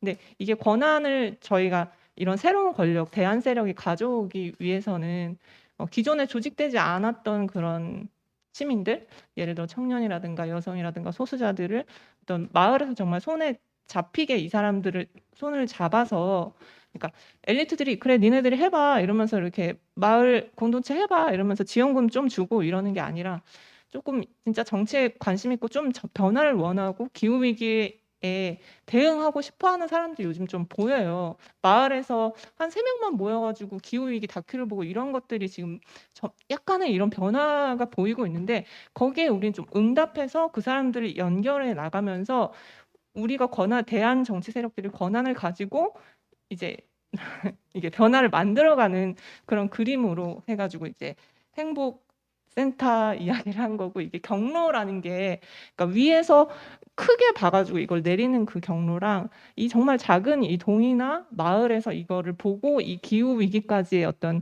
큰 개혁을 이루는 경로는 정말 다를 거라고 생각하고, 오히려 지금같이 어떻게 보면 물질 문명이라고 해야 되나요? 이런 게 거대 전환이 이루어지는 시기는 오히려 마을과 같은 이런 작은 변방에서, 그리고 기존의 정치에 참여하지 않았던 이들이 주축이 돼야 사실은 이 세계관의 변화가 오고 실질적인 변화가 오고, 그리고 자기 삶에서 변화가 와야 이 문명이라고 해야 되나요? 이런 기후위기에 대처할 수 있지 않을까, 이런 생각으로 이렇게 아이디어를 제안드렸고요. 사실 여기 있는 대한 정치 세력이라고 할 수 있는 분들하고 함께 저는 만들어 가야 할 그림이라고 생각합니다.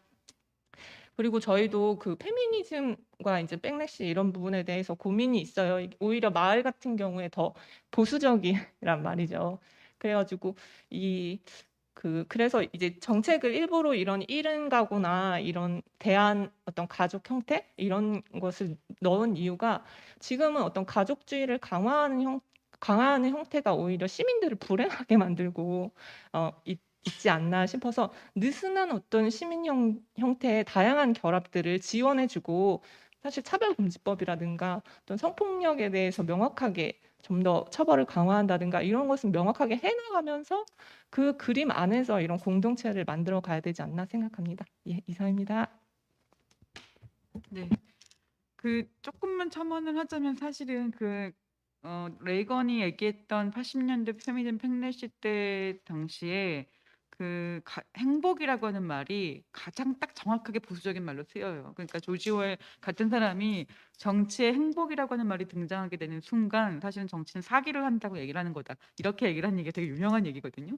근데 그 얘기랑 사실은 일정 정도 지금 국민의힘이 얘기하는 가족 중심주의라고 하는 이야기가 굉장히 잘 붙거든요. 가족이 행복해지는 나라 이런 방식으로 사실 공화당의 슬로건들이 등장했기 때문에 행복이라고 하는 이야기를 이제 마을 단위로 얘기했다는 건 좀 다른 이야기이긴 한데 그것은 그러면 그렇게 이 얘기가 빠져버리지 않도록 사실은 이제 담론 전략을 좀 다르게 만들어야 될 필요도 있지 않은가 지금의 상황에서는 이런 질문들이 같이 좀 들기도 했습니다. 네.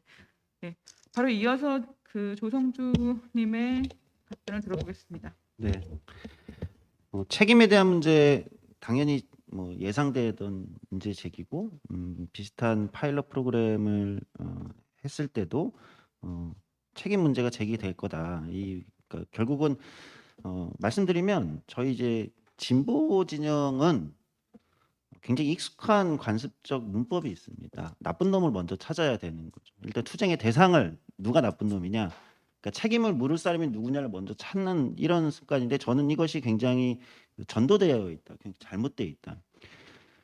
그 사람에게 무슨 권리가 보장되어야 되는가, 그 사람의 권리가 무엇인가를 먼저 시작해서 권리에서 그 권리가 보장되어 있지 않다면, 제대로 보장되어 있지 않다면 그것은 누구의 책임인가를 그 다음에 찾는 게 순서여야 된다고 생각합니다. 근데 우리는 어떤 권리가 보장되어야 되는가의 논의에서 출발하기보다는 우리가 누구를 소위 말해서 타격해야 되는가, 누구를 적으로 먼저 설정해야 되는가에 좀 익숙한, 그러니까 이제 자본의 이제 늘 적으로 되는데, 그러다 보니까 여기서 이제 빠지는 게 있죠. 우리는 책임이 없는가.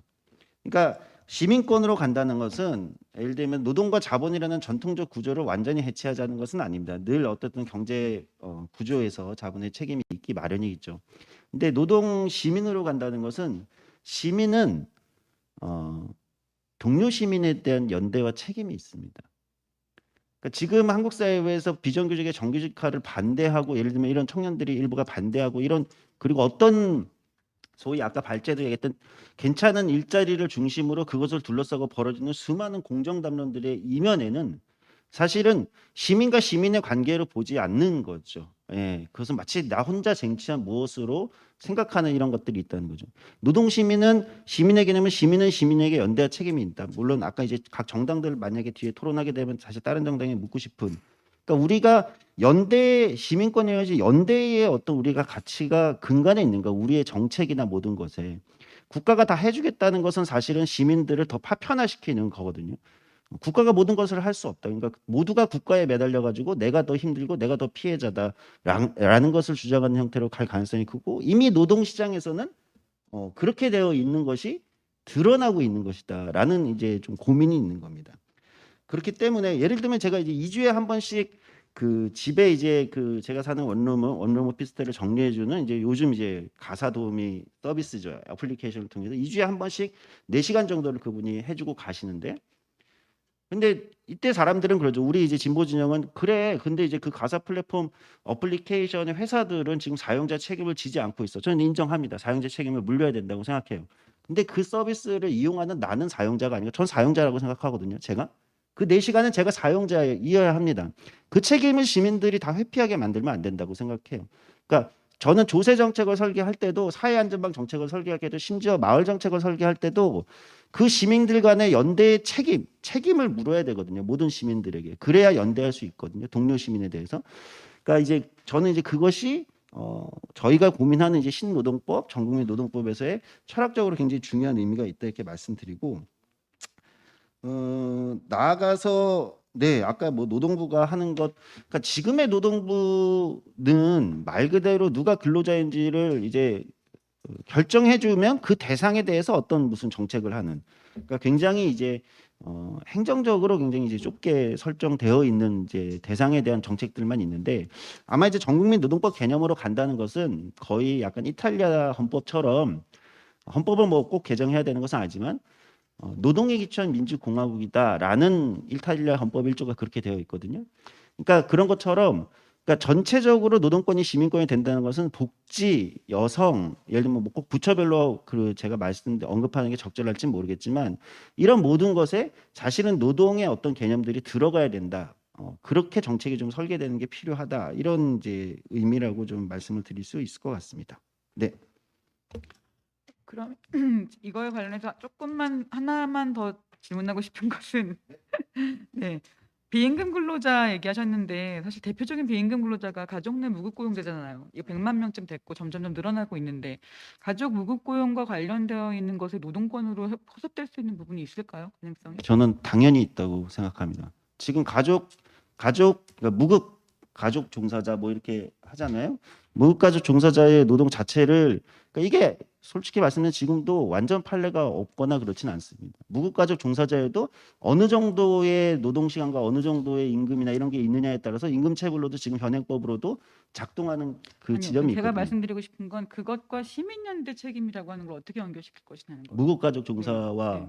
시민 시민연대 책임, 모든 것들을 어쨌든 시민연대 책임으로서의 사용자라고 하는 것이 소비자가 아니라 사용자다라고 하는 것들을 개념을 얘기하셨잖아요. 시민도 사용자일 수 있다는 거죠. 네네 그렇죠. 예. 그러니까 근데 가족 무급 근로자 문제가 계속 핵심인 것은 여기서 가족 안에서 노동이 발생하고 있는 거기 때문에 가족 안에서 노동자의 개념이라고 사용자의 개념이라고 하는 것들이 들어오지 않기 때문에 사실은 그냥 이것을 아예 법정으로 가지 않고 판례가 만들어지지 않는 문제가 훨씬 더 심각하지 않는가 이 부분에서 그 개념에 대한 것 안에 포섭될 수 있냐고요. 그러니까 여기서 우리가 고민해야 되는 거는 이런 거죠. 아까 이제 사회안전망 얘기를 말씀드린 이유는 그러니까 사회안전망이 사실 전국민 노동법이랑 같이 가는 이유 중 하나이기도 한데요.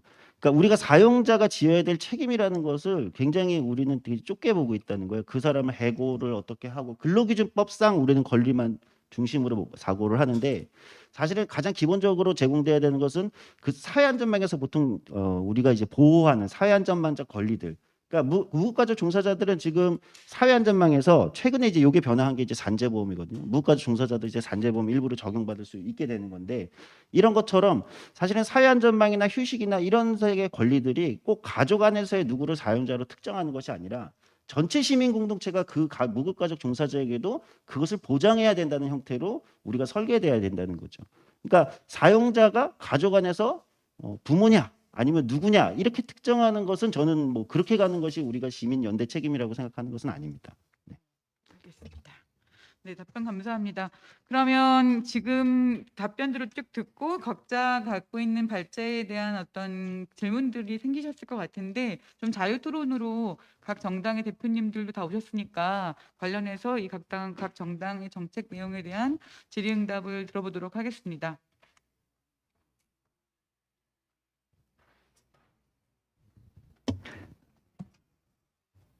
제가 한마디 해도 될까요? 네, 오태양 대표님, 미래당 네, 대표님. 미래당 오태양입니다. 그 사당의 그 발제들이 굉장히 유익하고 많이 공부하는 시간이 됐고요. 이런 과정을 통해서 대안을 좀 함께 실질적으로 모색해가는 과정이라고 생각을 합니다. 그 이제 아까 조성주 부의장님 이제 발제 중에 이제 신노동법과 신노동권 이게 조금 차이가 있을 수는 있긴 한데 기본적인 맥락에서는 저희 미래당도 동의가 있습니다. 그런데 지금 여러 가지 사회의 그 굉장히 체제적인 전환이 이루어지면서 그러니까 노동과 시민의 경계에 있는 또는 노동과 자본의 경계 공간들이 굉장히 확장되고 있다고 보여지거든요. 이제 그런 의미에서 우리가 이제 전통적으로 그러니까 고용을 통한 노동을 통한 어떤 삶의 질을 보장해주는 여러 가지 정책들이 굉장히 필요하고 확대돼야 되는데 노동하지 않을 권리에 대한 전 특히 젊은 세대나 미래 세대들의 요구들이 굉장히 많이 있다. 꼭 일해야 일을 통해서 사회적 소득과 임금, 일을 해야 내가 국민과 시민으로서 대접할 수 있는가에 대한 저는 좀 본질적인 질문들이 되어가고 있다고 생각이 들고, 그래서 이제 주 4일제가 이제 만약에 이제 그 심상영 대표님도 말씀을 하셨지만 주 4일제가 도입이 되었을 때 가장 저희가 젊은 세대들한테 좀 설문조사를 해봤더니 임금 손실에 대한 우려가 굉장히 많더라고요. 저는 이제 그것들을 이렇게 보장해 줄 수 있는 것이 기본소득이라고 저희는 생각을 하고 있거든요. 한편으로는. 이제 그럴 때 저희가 이제 대선으로 가는 과정에서 각 당의 공감대는 넓히고 차이점들은 또 그대로의 과제로 가져가야 된다고 할 때 여기 이제 기본소득당, 녹색당, 미래당은 기본적으로 기본소득에 대한 핵심 당론으로 채택을 하고 여러 가지 정치적 과정들을 밟고 있습니다.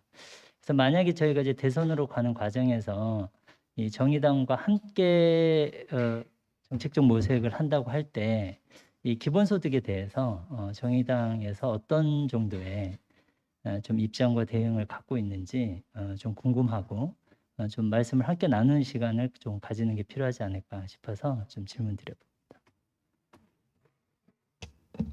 네, 정의당도 뭐 당론으로 기본적으로 당 정책으로 기본소득에 대해서 긍정적으로 검토가 되어 있고 저희도 뭐 정책적으로 제안하고 있고 저희 이번 이제 대선 경선에서 나오셨던 이제 후보님들도 대부분 이제 물론 이제 조금씩의 차이는 있죠. 범주형 기본소득이냐 아니면 지금 이제 완전 보편형 기본소득은 뭐 이제 기본소득당에서 발제도 해주셨지만 어떤 재원을 어떻게 설계해서 어느 정도를 지금 가능할 거냐 요것에 대해서 이제 여러 고민들이 사실 있는 거잖아요. 재원 얘기를 해주셨던 것도 그런 것이고 하지만 이제 그건 논의를 좀 중장기적으로 가져간다고 하더라도 범주형 기본소득이라든지 다양한 형태의 기본소득을 설계해 볼 수 있다. 참여소득도 좀 일종의 이제 그런 측면에서 보고 있는 것이고요.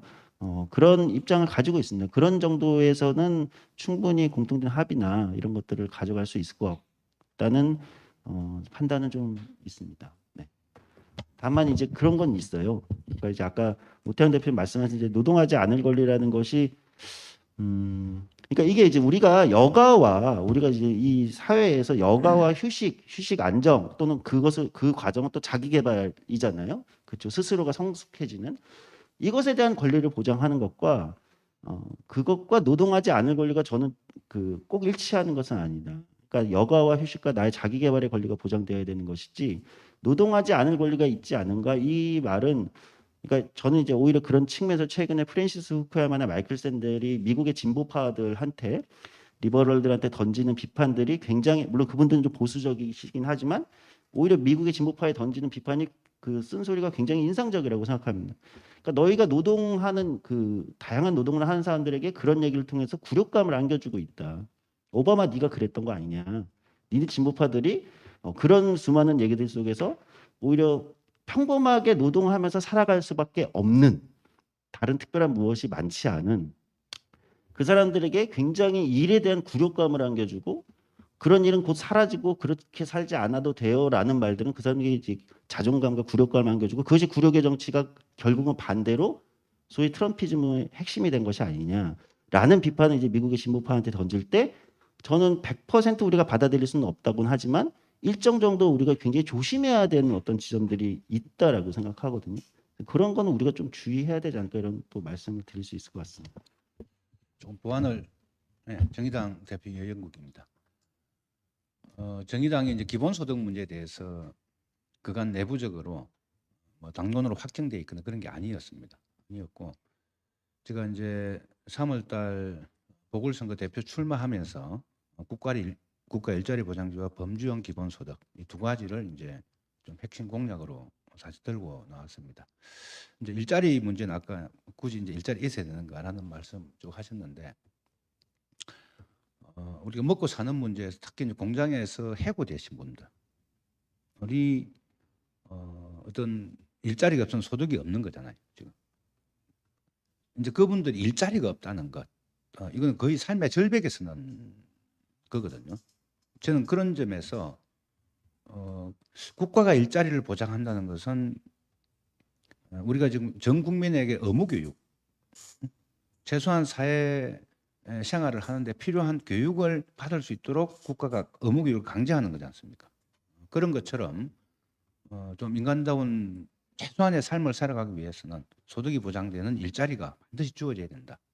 이게 없는 상태에서는 때로는 사람들이 이제 죽음으로 내몰릴 수도 있고 가정이 파탄날 수도 있고 여러 가지 이제 병폐들이 나타날 수 있기 때문에 특히 이후에 이제 변화는 여러 산업 구조의 변화 등등으로 볼 때 불안정 일자리가 늘어나고 또 일자리 자체가 줄어들고 할 가능성이 굉장히 높기 때문에 국가가 돈이 안 되는 사회 서비스 영역이라든지 또는 이후에 우리가 쭉 하고자 하는 기후 위기 극복 소위 이제 화석 에너지를 재생 에너지로 전환시키는 여러 이런 것들을 건설하는 과정 또 관리하는 과정에서 아까 여기 보면 녹색당에서 100 몇십만 개 일자리가 신규 창출된다고 기록되어 있던데 저희들 대충 이제 그런 그림들을 좀 그리고 있습니다. 그런 걸 통해서 이제 국가 일자리를 보장해야 된다. 그럼에도 불구하고 이제 소득이 제대로 보장되지 않는 그런 영역은 좀 범주형 기본소득을 통해서 해야 된다. 그리고 범주형 기본소득은 저희들은 뭐 아주 논리적으로 구체적으로 설계한 것은 아니지만 이게 이재명식 뭐 5만 원, 8만 원 월 이렇게 해서 연 뭐 100만 원 가까이 되는 뭐 이런 식으로 해가지고는 이제 기본소득 그 좋은 의미 자체가 굉장히 퇴색될 수 있고 좀 희화화가 될 수 있다 하는 점에서 좀 이 한 범주라도 제대로 기본소득을 보장해서 아 저런 기본소득이 가능하구나 하는 좀 것들을 좀 분명히 만드는 게 중요하지 않겠는가 좀 이런 좀 생각들을 정의당하고 있습니다. 그리고 이거는 아마 저희들이 12월 19일 날 정책 당대를 앞두고 준비를 현재 하고 있습니다. 그래서 그때 2022년 대선 강령을 채택을 할 예정입니다. 그래서 이런 정신들이 충분히 좀 반영이 될 거다는 말씀드리겠습니다. 네, 얘기가 조금 집중적으로 나오고 있는 중이니까 일자리 관련된 이야기라든지 노동 이슈 관련해서 질문들이 좀 있으면 조금 더 들어볼까요? 기본소득 연결해서 얘기가 돼도 좋고요. 네, 제가 한 말씀 드리겠습니다. 녹색당 공동대표 김찬입니다. 저는 질문보다는 좀 이제 청을 좀 드리도록 하겠습니다. 질문보다는 최근에 이제 민주노총에서 5개 정당 정책 토론회 같은 게 있었는데요. 참여했던 모든 분들이 하신 말씀이 이제 정당들의 노선이 비슷해진 것 같다. 수렴이 돼서 별 차이가 없어 보인다. 뭐 진보당이나 정의당도 뭐 거의 비슷한 것 같다. 이런 얘기가 나와서 어떤 분들이 좀 흐뭇해하시기도 하고 좀 당혹해하시기도 하고 이런 풍경이 있었어요. 오늘을 보니까 4개 정당이 완전 다른 정당 같습니다. 보니까 일부러 그렇게 가신 것 같긴 한데요. 기본소득당은 기본소득만 하시는 것 같고요. 녹색당은 에너지만 하는 것 같고요. 미래당은 마을 행복을 추구하시는 것 같아요. 그 다음에 정의당은 옛날에 많은 시민들이 생각했던 노동권 의제로 회귀하신 것 같은 느낌이 듭니다. 저는 그래서 오늘의 이 토론의 핵심은 4개를 잘 결합해서 앞으로의 한국의 10년 계획을 세워라. 이렇게 서로 이렇게 콜라보 이런 기획이 아닌가 하는 생각이 들었어요. 그러면서 제가 좀 드리고 싶은 말씀은 기본소득당에 대해서 저번에도 제가 기본소득당, 미래당, 녹색당이 함께 참여하고 있는 기본소득 공동 정치행동, 기본소득 정치 공동행동이군요. 거기 토론회에서도 말씀드렸는데 당 이름이 기본소득당이다 보니까 너무 기본소득의 틀 내에서만 자꾸 한정해서 설명하시려는 좀 아쉬워요. 저는 항상. 그러니까 예를 들면 탄소세 기본소득 굉장히 찬성하고요. 최근에 독일 녹색당도 총선 강령에서 그걸 탄소세 기본소득이라고 하지 않았지만 탄소세로 거둔 것을 유류비라든가 교통비에 쓸 수 있도록 돌려주겠다 이런 정책이 나왔거든요. 그래서 녹색당에도 상당히 이와 근접한 정책으로 독일이 접근하고 있습니다.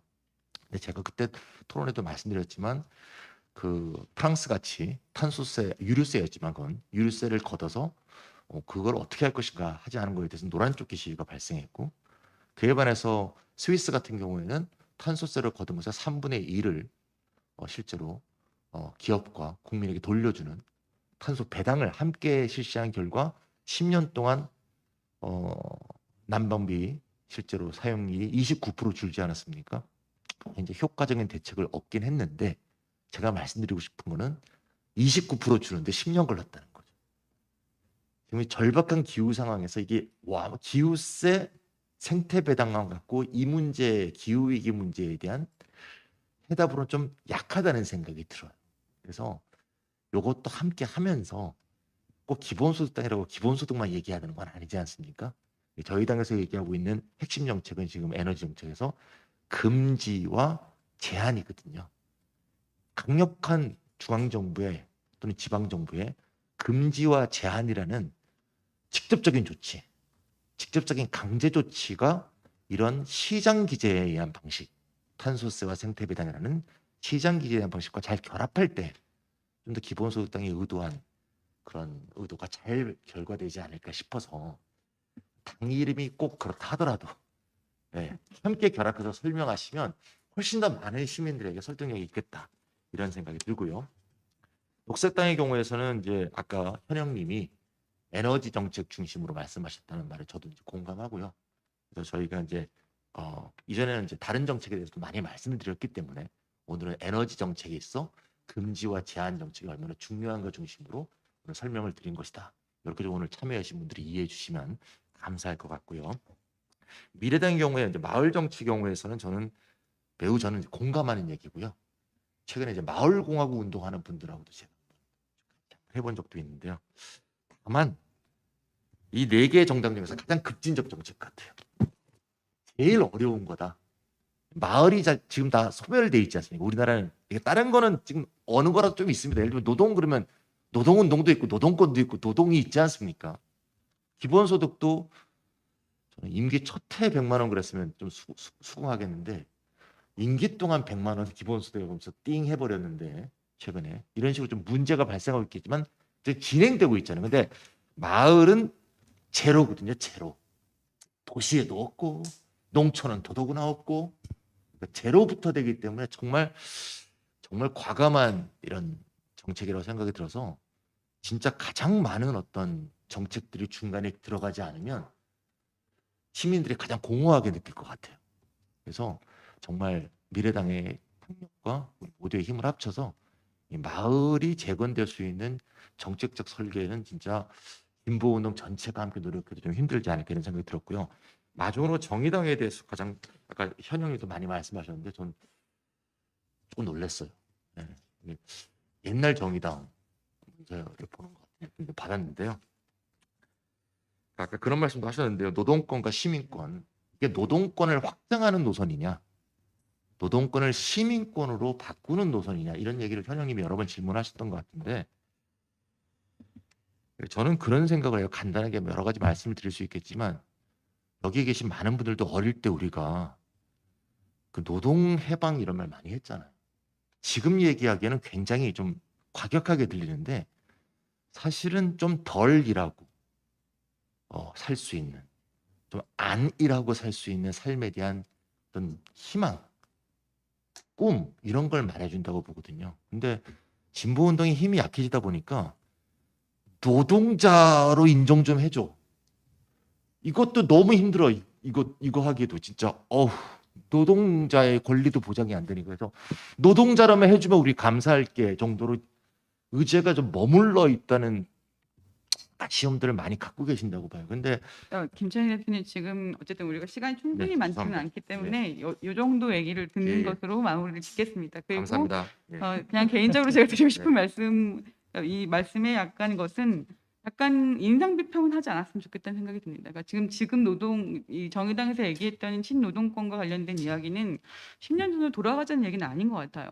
그러니까 오히려 지금 노동권과 관련되어 있는 한계의 교착을 다른 방식으로 돌파하겠다는 얘기를 하고 있는 이야기에 가까운 것인데 거기에 노동자로서의 권리를 얘기하기만 하면 바로 사실은 예전의 어떤 노동자 중심성으로 돌아가는 것 아니냐라고 하는 이야기로 어떤 근거 없이 얘기를 하는 건 좀 약간 곤란하지 않은가라는 생각이 들기도 합니다. 네. 그런 얘기를 하려는 건 아니고요. 네. 네. 아까 노동 시민권에 대한 얘기가 네. 그 얘기는 노동자의 주님이었죠. 자긍심에 대해서 그것을 부정하는 얘기로 아까 이제 분노할 수 있다 이런 말씀이 됐는데 사실상 많은 경제학에서 연구하기로 노동자가 노동할 때 그 노동에 대해 자긍심을 갖는 사람은 92%밖에 안 된다는 것이 사실 정설 아니겠습니까? 그런 거에 대한 decent work이라는 것 자체가 논쟁을 하면 되나요? 아, 아니면 네네. 오늘 논쟁을 하지 말고 그냥 이렇게 네. 그 얘기는 적당히 이렇게 하면 되는 건가요? 저는 뭐 준비는 되어 있습니다. 네, 어쨌든 전반적으로 조성주님의 답변을 한번 들어보고 다음 마이크 넘어가겠습니다. 지금 이게 논쟁을 위한 얘기는 아닌 것 같긴 하지만, 네, 제가 뭔가 진정해 보려고 했는데, 답변은 아니고요. 그러니까 노동자의 자긍심을 부정한, 그러니까 아까 아마 오태양 미래당 대표님이랑 얘기 나누는 과정에서 제가 이제 샌델이나 후카말 얘기한 것은 노동자의 자긍심이 무너졌다. 아마 미국의 백인 노동 계급이 노동자의 자긍심이 무너졌다 이렇게 생각해서 하진 않았을 거예요. 사실은 거기에는 일자리, 그러니까 일이라는 게 있는 것 같습니다. 일. 우리는 일이라는 것은 고되고 하기 싫고 이런 것만 있는 건 아니잖아요. 그러면 다 그만두면 되죠. 그러니까 사실 일이라는 것은 굉장히 그 한 존재의 자존감과 자긍심과 이런 거하고 자기가 이 사회에서, 그러니까 로버트 케네디의 말을 굳이 인용하자면 일을 한다는 것은, 그러니까 그것이 너는 꼭 일을 해야 돼 이런 강조가 아니라 일을 한다는 것은 때로 그 사람이 내가 이 사회에서 의미 있는 존재이구나, 관계 속에서 의미 있는 존재이고 무언가 가치 있는 존재이구나, 또는 그렇게 될 수 있구나라는 걸 느끼게 해주는 것에 일이 전부는 아니지만 일이 작동하는 게 있습니다. 그러니까 무슨 일을 할 것이냐가 사실은 얼마를 벌 것이냐보다 중요한 것은 무슨 일을 할 것이냐인 거잖아요. 사람들에게 중요한 것은 그런 측면에서 그것이 때로 소위 진보 진영에서 그것을 무시했을 때, 아니 얼마 돈을 들이면 한 월 300을 들이면 일 안 하셔도 되잖아요. 이렇게 할 때 그런 식의 논리들이 때로 그 사람들에게 자신이 하는 일의 가치, 그것이 뭐 청소 노동이든 경비 노동이든 무엇이든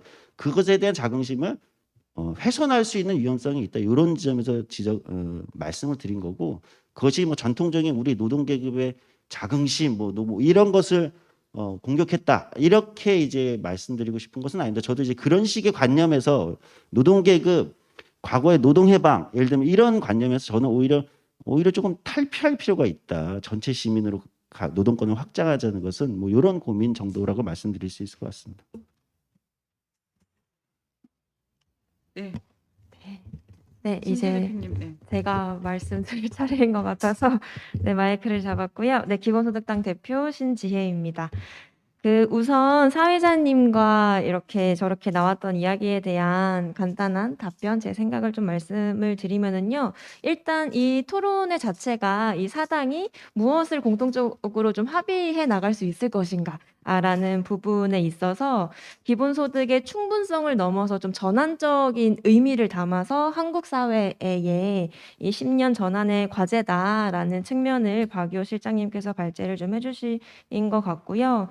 이 정책이 공약화되는 이 과정에서 어떻게 사람들의 마음을 얻을 수 있을까라는 것이 저희한테도 언제나 고민인 상황인데, 모든 국민이 이 주식에 굉장히 익숙해진 이런 상황에서 우리 국민 모두가 어떤 산업의 주주가 되자라는 이야기들을 좀 잘 설득해 볼 수 있을까? 그렇게 산업의 좀 소유 구조를 바꿀 수 있을까?라는 고민들까지 현재 좀 하고 있다는 말씀을 좀 드리고 싶었고요. 나아가서 이 참여수당과 관련해서 기본소득 없이 참여수당만으로 일자리 혹은 소득을 보장하자라는 것은 굉장히 좀 위험할 수 있다라고 생각하는 측면이 있습니다. 특히 그것이 돌봄 분야에 한정이 되었을 때 여성을 이 노동시장에서 밀어내는 어떤 부수적인 효과 같은 것들이 발생할 수 있기 때문에 기본소득과 참여수당이 좀 어떻게 공존할 수 있을지, 혹은 참여수당이 아니라 국가가 돌봄 정책을 시행하는 과정에서 일자리를 창출하는 방향으로 좀 풀어야 되는 것이 아닌지, 이런 고민들이 좀 한 가지가 있고요. 그리고 이 기후 위기를 벗어날 수 있는 대안으로 기본소득당은 탄소세 기본소득만 이야기하는 것은 아니고 지난 보궐선거 때 말씀드렸던 것처럼 에너지, 건물, 수송, 교통 그리고 먹거리까지 포함한 다양한 기후위기 대응들을 생각하고 있는데 그것들은 다 공유하고 있는 것인 것 같아서 이 부분에 대한 좀 합의가 필요한 것 같다라는 이야기들을 좀 드리고 싶었습니다.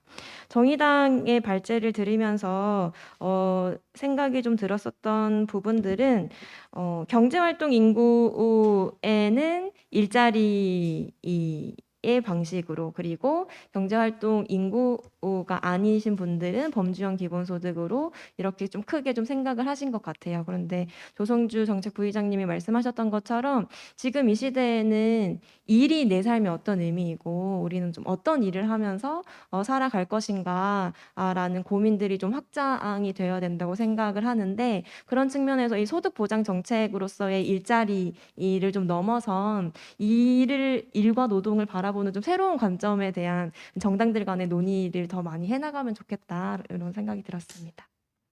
네. 실시간 채팅창에 올라온 얘기들을 한 2가지 정도만 소개를 드리자면 미래당한테는 그 지역 정책, 마을 정책에 대한 가능성을 위해서 한 지역을 좀 집중해서 다음 지방선거 때 그런 조직들을 좀 동원하여 실제 어떤 결과를 냈으면 좋겠다라고 하는 바람을 주신 분이 계셨고요. 그리고 녹색당에는 에너지 정책에 집중하는 게 어떻게 기후위기 시대에 대응이 될 수 있는지는 잘 모르겠다라고 하는 것들을 좀 보충 의견으로 주신 분이 있습니다. 그 정도 이야기들이 이 채팅창에 나왔다는 것을 전달해 드립니다.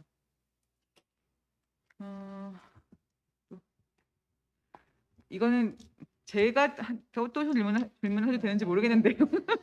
해도 되나? 어쨌든. 네.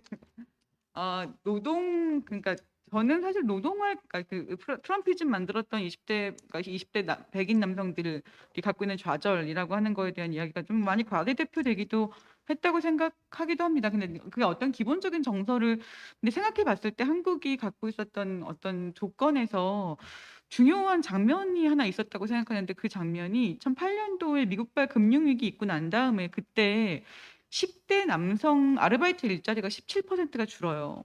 그런데 그 10대 남성 17% 아르바이트 일자리가 어디서 주냐면 예를 들면 배달이나 주유소에서 그 주유해주는 그 친구들이 다 일자리를 잃었다는 겁니다. 그럼 그건 어떻게 됐냐면 다 자동화됐거나 아니면 일부 배달 같은 경우에는 시니어 공공근로 일자리로 바뀌었죠. 이게 이명박 정부의 정책 중에 하나였습니다.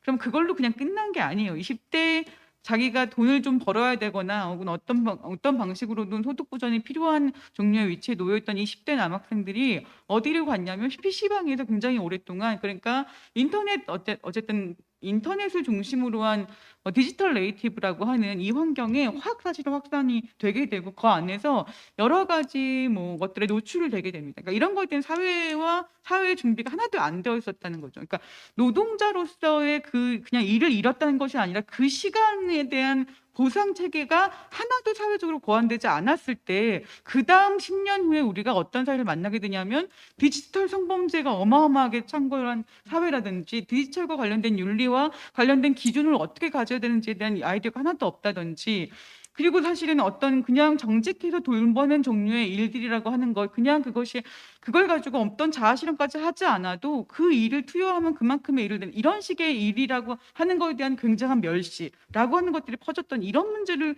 저는 사실은 같이 좀 고민해 봐야 되는 것이 아닌가라는 생각이 하나 좀 들었고요. 그래서 꼭 노동자로서 그러니까 어떤 일이라고 하는 것이 우리가 막 엄청나게 대단한 사실 창의 노동 시대의 이 어떤 창조 경제 등등을 얘기하고 있거나 혹은 저는 진보나 보수나 똑같이 정말 열정을 고혈을 빨아먹는 종류의 그러니까 의미 있는 노동과 그렇게 의미 있지 않은 노동이라고 하는 것들을 굉장히 분할했다고 생각을 하는데 그러니까 의미가 그렇게 있지 않은 노동이라고 하는 것들도 사실은 그렇게 그 안에 진보 정치의 언어라고 하는 것이 그 모욕을 함께 포함하고 있지 않았는가 의미가 그렇게 없는 노동 그러니까 이것은 그렇게 큰 문제가 되지 않았는가 그러니까 저는 좀 질문이었거든요. 사실 왜 그 셀프 주유가 왜 그렇게까지 이 경제적으로 선택할 수 있을 만한 것이 되었을까? 왜 그 노동자 일자리가 없어지는 걸 그렇게 중요하게 생각하지 않았을까?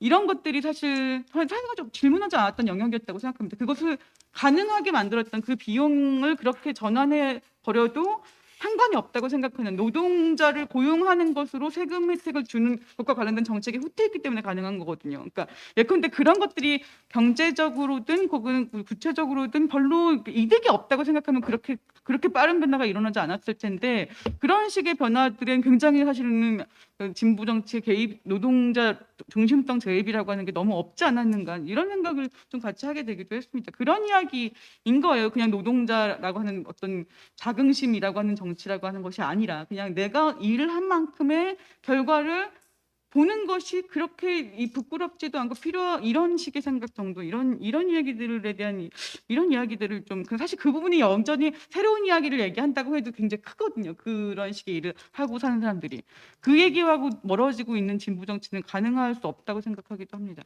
네, 어쨌든 네.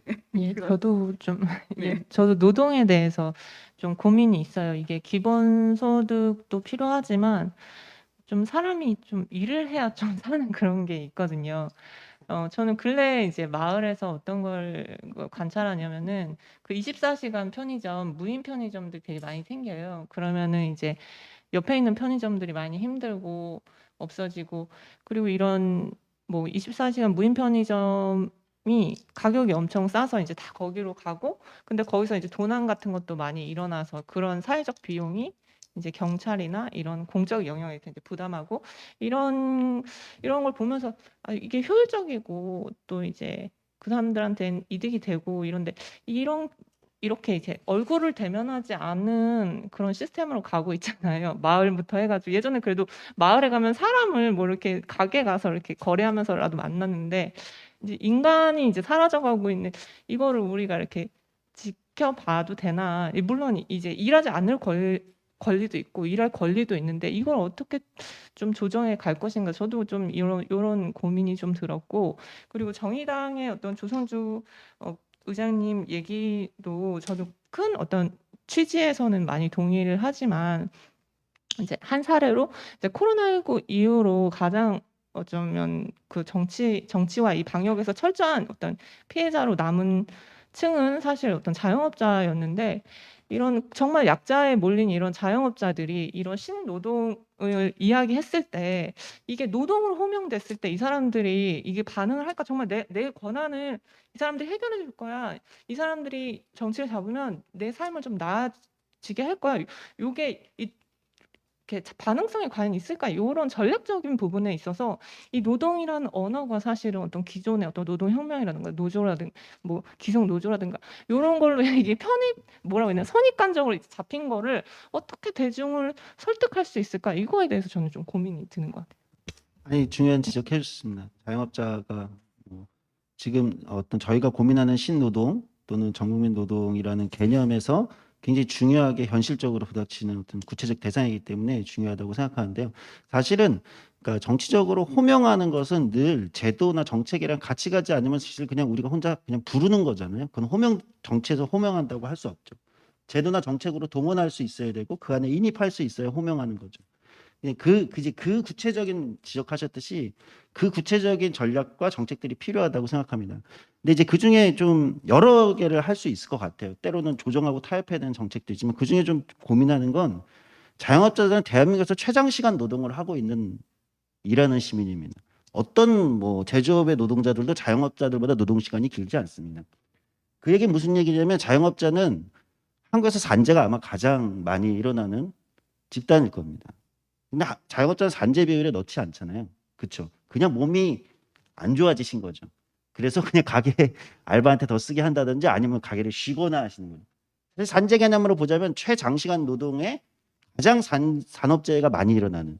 근데 여기에 제도적으로 인입되지 않는 거죠. 그러니까 자영업자한테 계속 지원금 정책, 뭐 대출 정책, 뭐 이런 정책으로만 그들을 호명하는 양당의 보수 정치가 있다고 생각합니다. 그러면 진보 정치는 자영업자를 어떻게 호명할 거냐? 저는 그러니까 이것만으로 호명할 수는 없지만, 노동에서는 당신들의 최장 시간 노동을 줄여줄 수 있는 정책, 당신들이 아플 때 가게를 너무 오래 일해서 또는 무슨 문제로 아플 때 그것을 산업재해로 인정해주는 문제, 예를 들면 이렇게 호명해 가는 과정을 통해서 저는 아마 확대돼가는, 좀 설득하는 과정이 되지 않을까 이런 생각을 합니다. 한마디만. 네.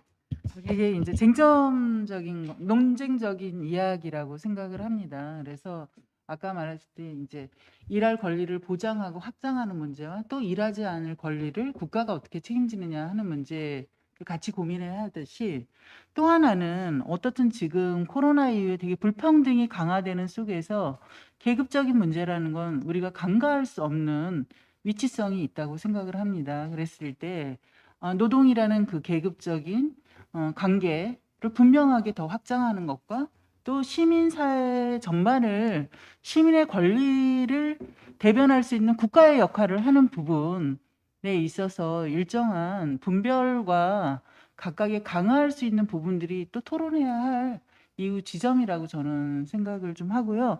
오늘 이제 네 당이 아까 콜라보 얘기하셨는데 각각의 키워드가 정말 10년의 우리의 삶을 바꾸는 중요한 지점이라고 생각합니다. 그래서 정의당에서 이제 불기차 뭐 이렇게 얘기하는데 진짜 불평등과 기후위기, 차별, 아까 이제 젠더에 대한 얘기들이 오늘 많이 이렇게 주요한 쟁점 그 정책으로 제시하지는 못했지만 그런 부분들이 각각의 키워드가 이러한 불기차라는 이런 문제를 사회적으로 해결할 수 있는 것으로 좀 더 녹여내는 좀 공약이나 정책으로 되면 좋겠다 하는 의견을 붙이고 싶습니다. 네. 한 사람 정도 된 얘기를 들어볼 수 있을 것 같은데 혹시 얘기 발언하고 싶으신 분이 계실까요? 좀 네. 의사진행 발언 좀 드릴까요? 음.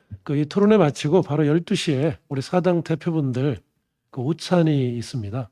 그래서 그냥 단지 이렇게 식사하는 시간이 아니고 이런 논의된 내용에 기초해서 앞으로 어떻게 연대를 더 모색해 나갈 건가 이렇게 논의 자리가 있기 때문에 좀 양해를 해주신다면 좀 마무리 전화가는 게 순서일지 않을까 싶습니다. 네.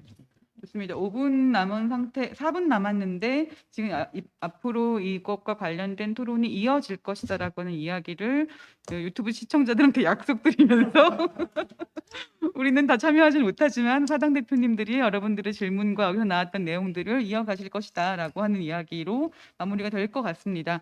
그다음에 오늘 한국사회 10년의 설계도와 관련되어 있는 사당의 연속 토론회를 이것으로 마치겠습니다. 감사합니다. 감사합니다.